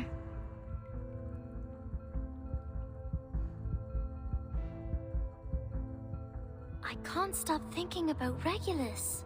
Despite being so close to the answer, she turned back in the cave, determined to earn the answer rather than receive it on a silver platter. It's like covering your ears in front of the oracles at Delphi. How typical of an irrational number. But she was also right, wasn't she? None of the precepts forbids one from doing so. People like her may fall behind or get distracted along the way, learning at a slower pace. But in the end, we will all converge. It doesn't matter if some arrive sooner than others. So, are you going to ask something else?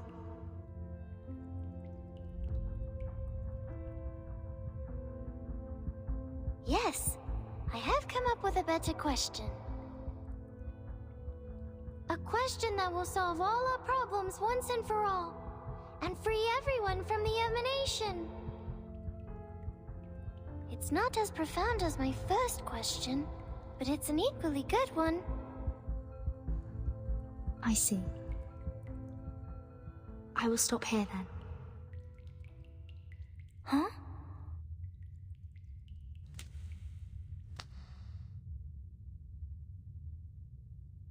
Vertin, are you turning back like Regulus?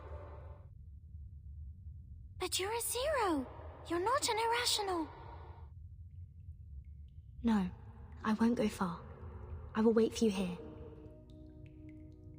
This is your gate to open. It is your question, your answer. I will stay here and watch over you. If you encounter any danger in there, I will come to your aid at once.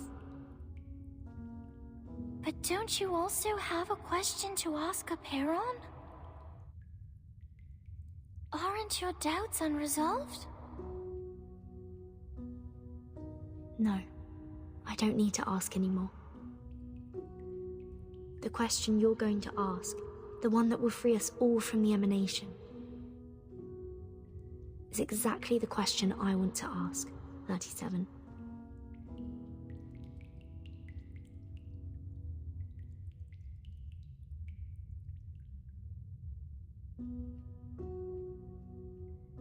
I see.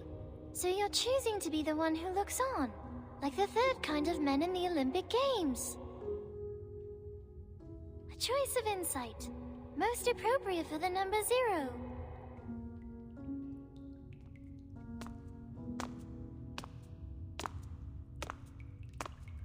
In that case, I will see you later then, Vertin.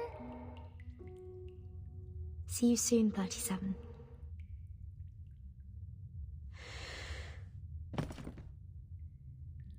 Will this really be the collapse of her world as she knew it, like Six said? If that happens, I'll be here to hold the umbrella for her.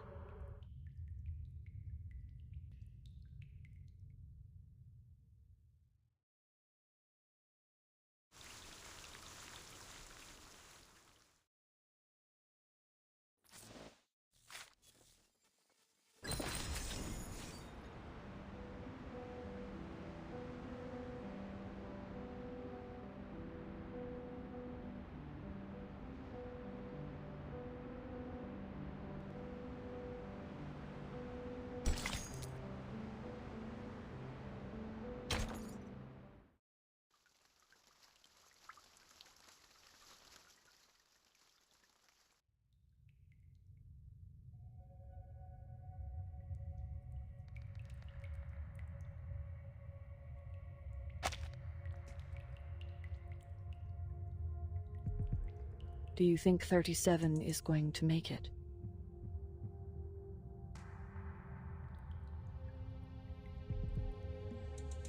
Who knows?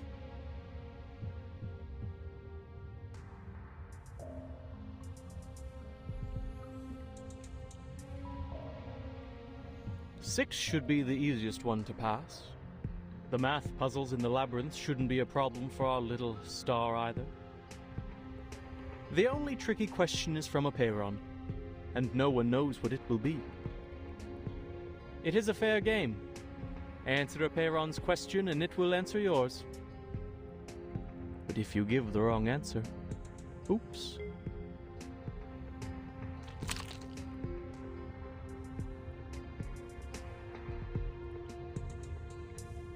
It'll hardly be a graceful end.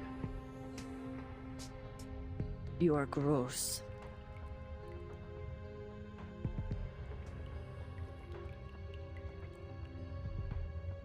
We know little about the test. The last person to pass the test was 300 years ago. The price of failure was high. For the longest time, the Sixers forbade people from risking their lives for it. Well, Six lied. Someone passed the test 4 years ago.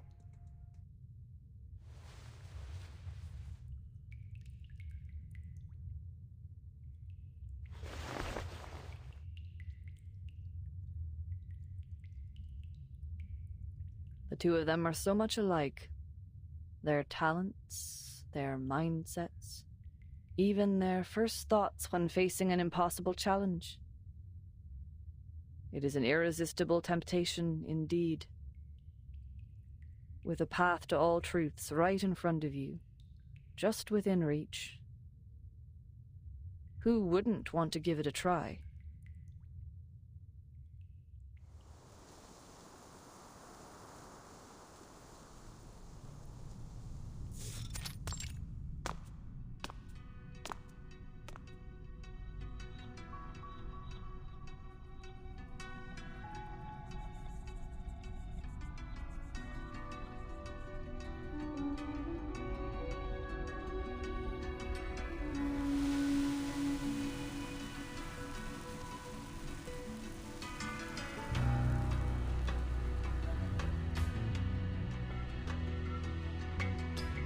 Mama?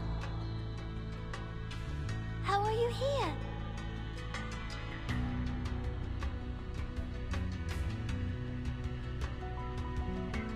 No, I'm not who you think I am, child.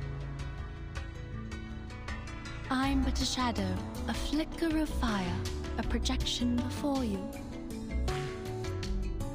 The finite cannot comprehend the infinite. Your limited senses cannot imagine what you've never seen, nor fathom what you've never heard. I am the answer to your desperate prayers. I am the blindfold before you see daylight. I am the reflection of your confused, hollow faces in the water. I am the lingering echo of the last visitor. But you look just like Mama.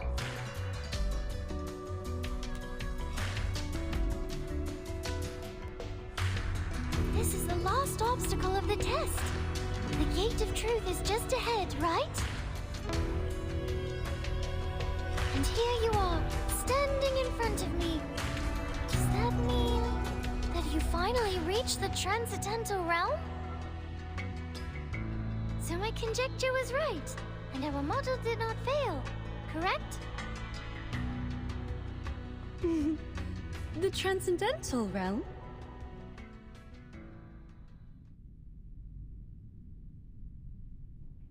You speak adorable nonsense, my dear daughter. Did you really believe what I said? You silly little goose.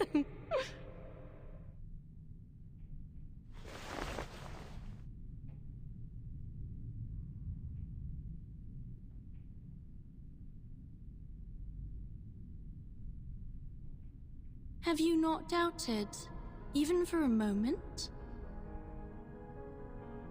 You did. You wavered when you strolled the shores at night, when you inevitably gazed at the geometric bodies. If they really are manifestations of the transcendental world, why can't I find Mama's number in the broken pieces? You thought. Why can't I hear her voice? Why can't I see their patterns? The darkness blinds me. I miss you, Mama.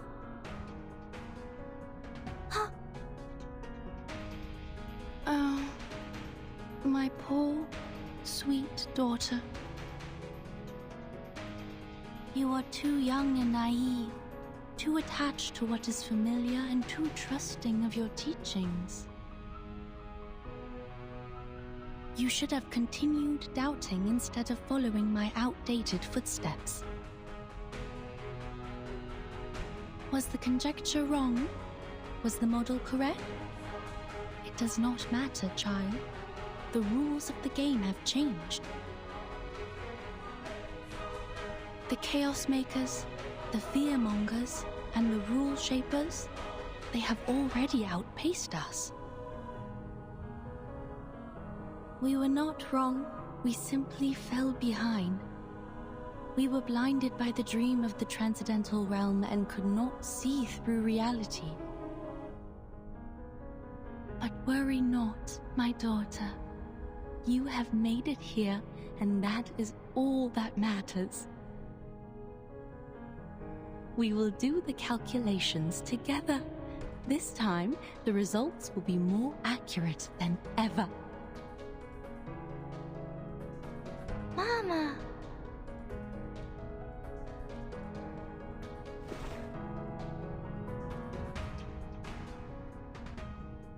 This world is an enormous wasteland, 37. Look at the creations in it. The congested, silent herds that scurry to and fro in their meaningless lives. Never have they looked at the stars above, nor bent to smell the flowers. The melodies of the patterns above go unheard by them, their souls unresonant to their wisdom. They are the prisoners of their bodies, complacent in their dulled senses, and conceited over their success of ruling the planet through violence and bloodshed. They mocked us, shunned us, and slaughtered us. They discriminated against us throughout the ages, branded us as lunatics, and spat on what we held dear. But we never gave up once. We were never truly defeated. One day, they will be proven wrong, and they will be forced to admit it. My daughter, my precious little pearl. Come to me, back in your mother's arms. Let us return to a time before disputes and disasters, when it was just you and me wandering the boundless beach. I will share with you the infinite secrets of this world, the essence of all things, and the truth that transcends everything. That's what you came for, yes?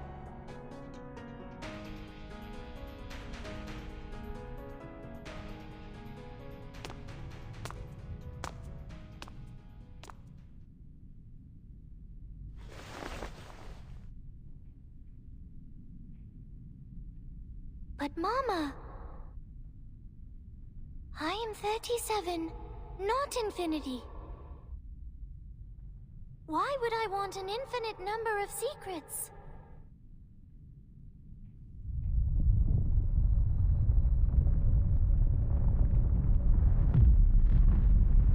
The ground is shaking. Did she give the wrong answer?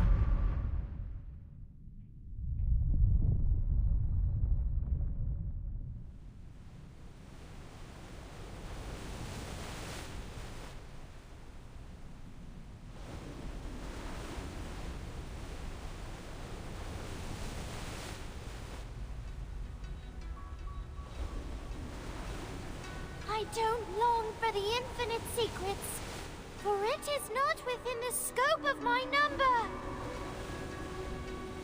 I know who I am. I am only 37, a finite number, a pebble in the sand. The tides could wash over me, engulf me, and crush me at any moment. Even so, I am glad to be 37. For I know my limits. I know my boundaries. A concept whose supreme existences cannot even fathom.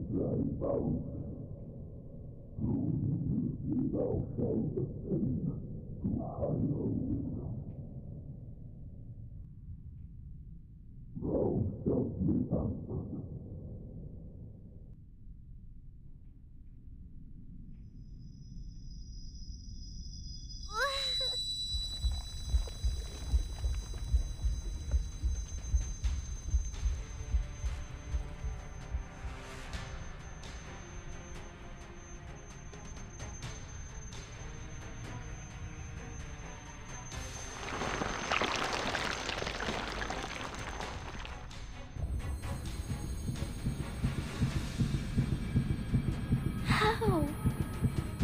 It clearly promised me an answer. Is it because the answer to my question, the transcendental truth, is outside of our limits too?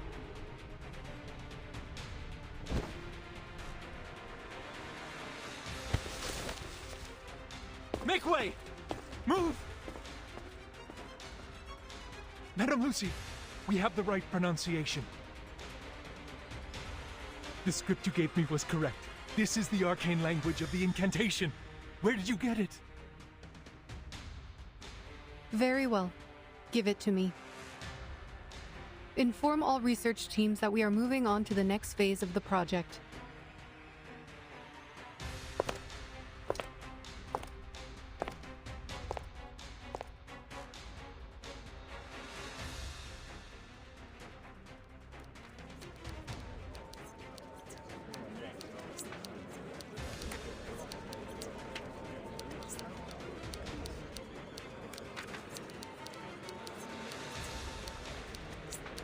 If you're here to check on the progress, there is none. I'm afraid you'll leave disappointed, Madame Lucy.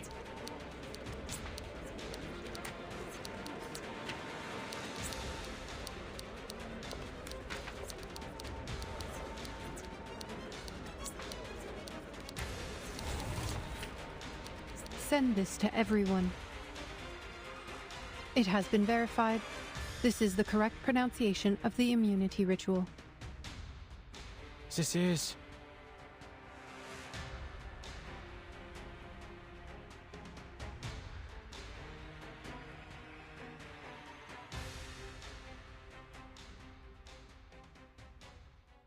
La Unwa.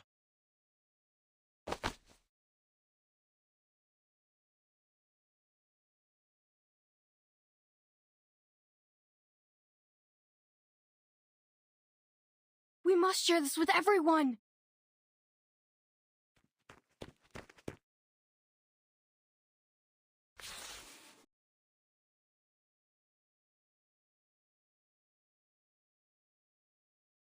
La Unua Circlo.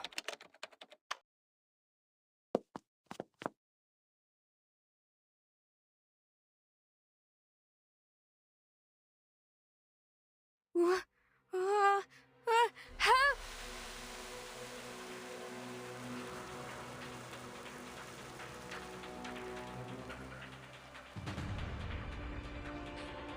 What was that?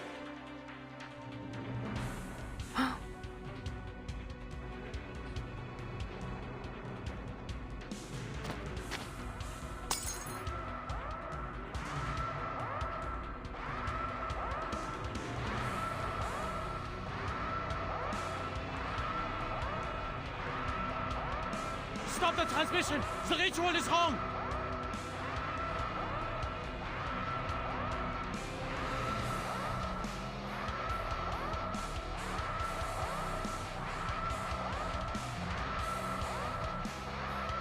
No. The incantation is indeed correct.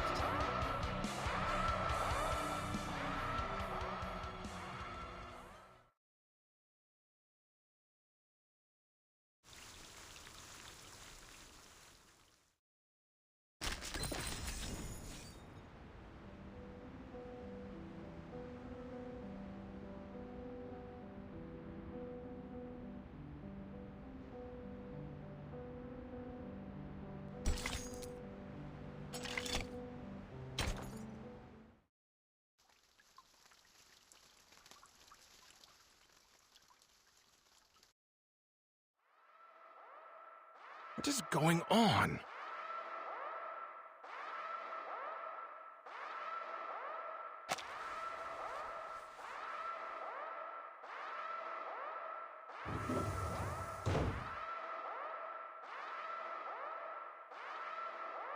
Warning. Warning.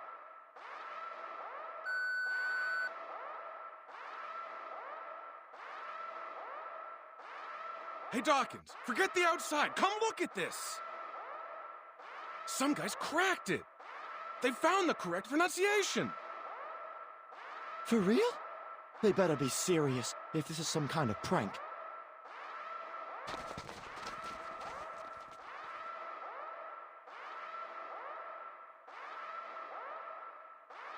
La una circlo?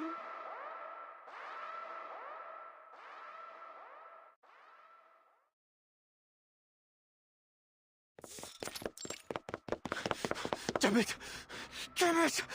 Shit!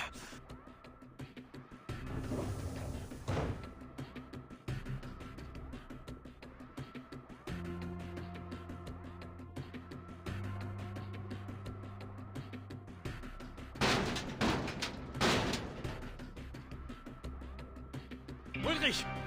Dawkins! Victor! Richard! Are you in there? Listen, if you receive the pronunciation of the incantation, do not recite it. Do not write it down. Do not pass it on. I know we've had our differences, but you have to trust me. I'm trying to save you.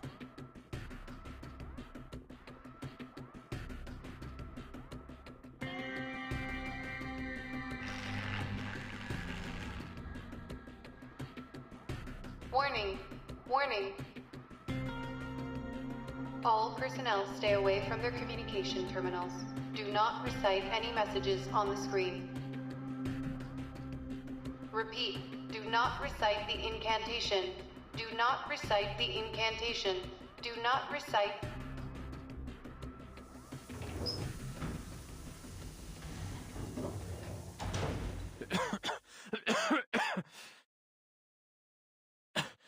Richard?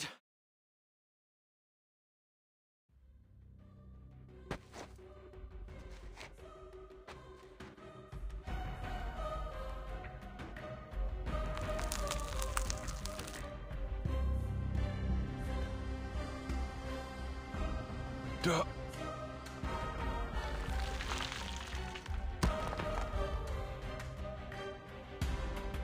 Richard!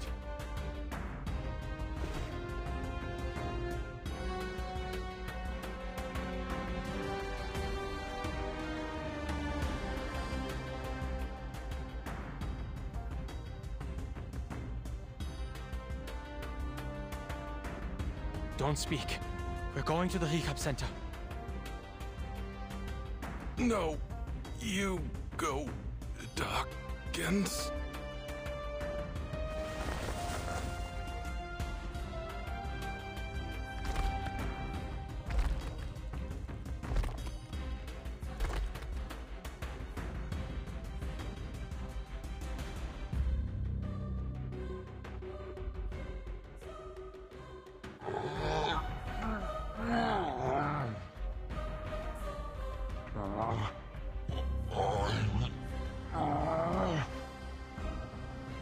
Dawkins! No, no, no!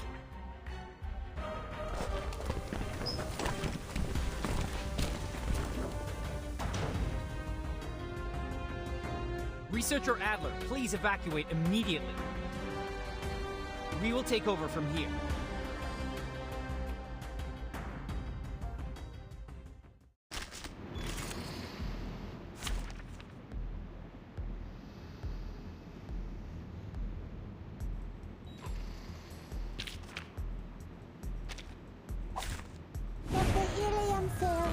Pulmonary lobe.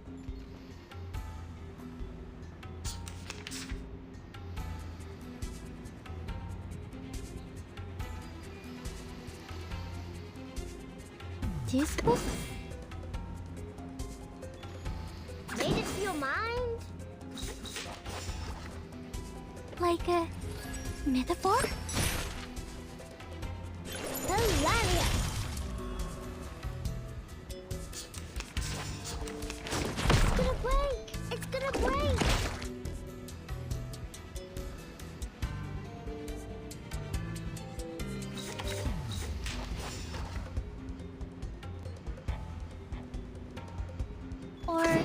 this one. Hello, Pinata. Time to turn the page. Break it. Break it.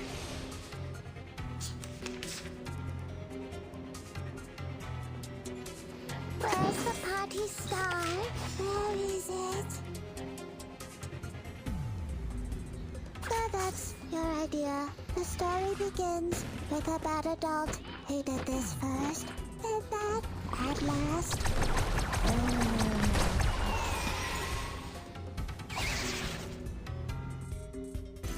The trend of the wireless source for sure.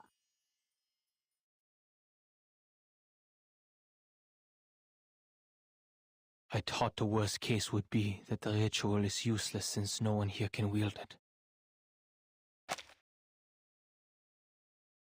I was wrong. So terribly wrong. The reality is 1,000,000 times worse. We have invited a disaster. It is a curse, even more unpredictable, unstable, and uncontrollable than the mask.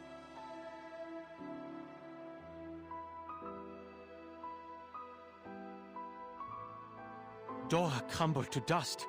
Richard cracked like dry land, and Dawkins turned into a statue of mud. And Victor, he vanished.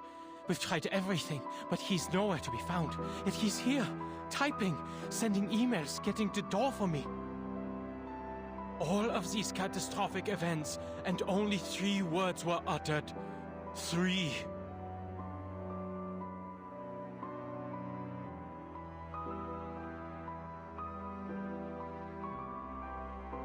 What are we dealing with, Madame Lucy? Which deity are we provoking and stealing from?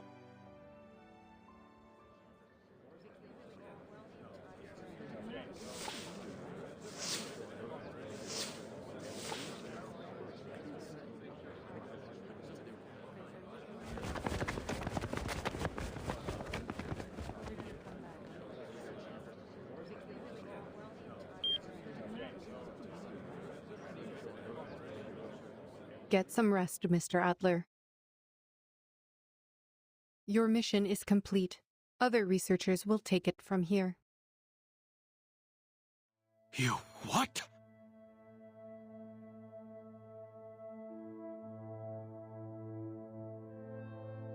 Are you not going to call it off? After all that's happened? The research must go on.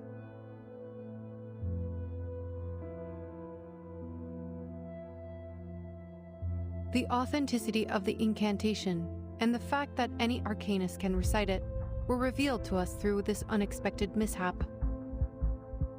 Now, a new question arises. How can we eliminate the side effects? From now on, we no longer require the help of human researchers.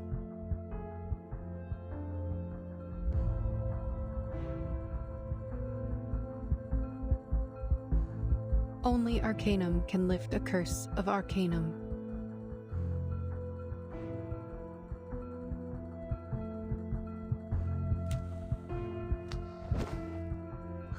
"37.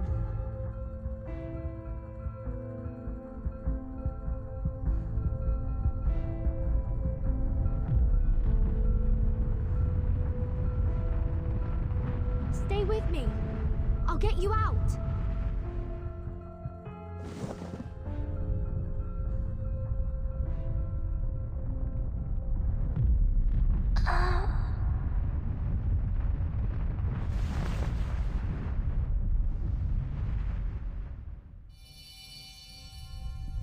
Is this Six's scroll?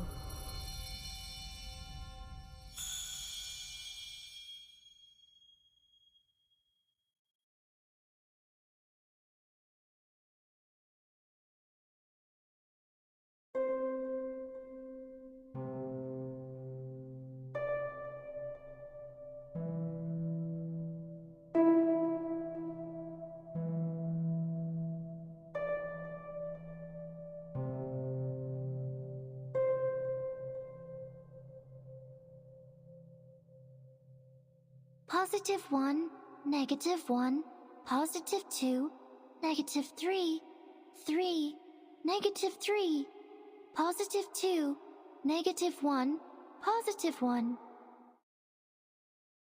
I see. I understand now. What did you say? 37. Are you feeling better now?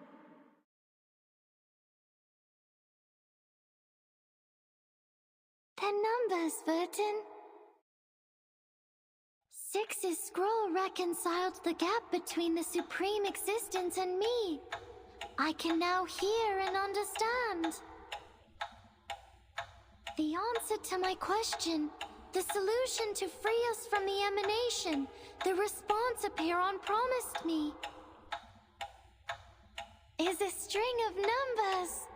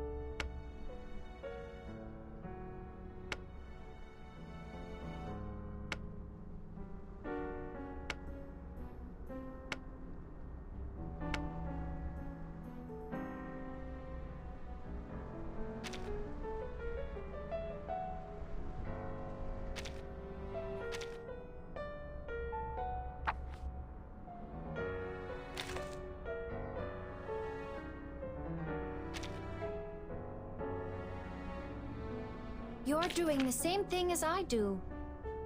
No, you're far braver than me. I seem to hear the sound of contraband. Don't want to share with me? To act like an idealist may be too big a goal. But to be a nice person doesn't sound bad either.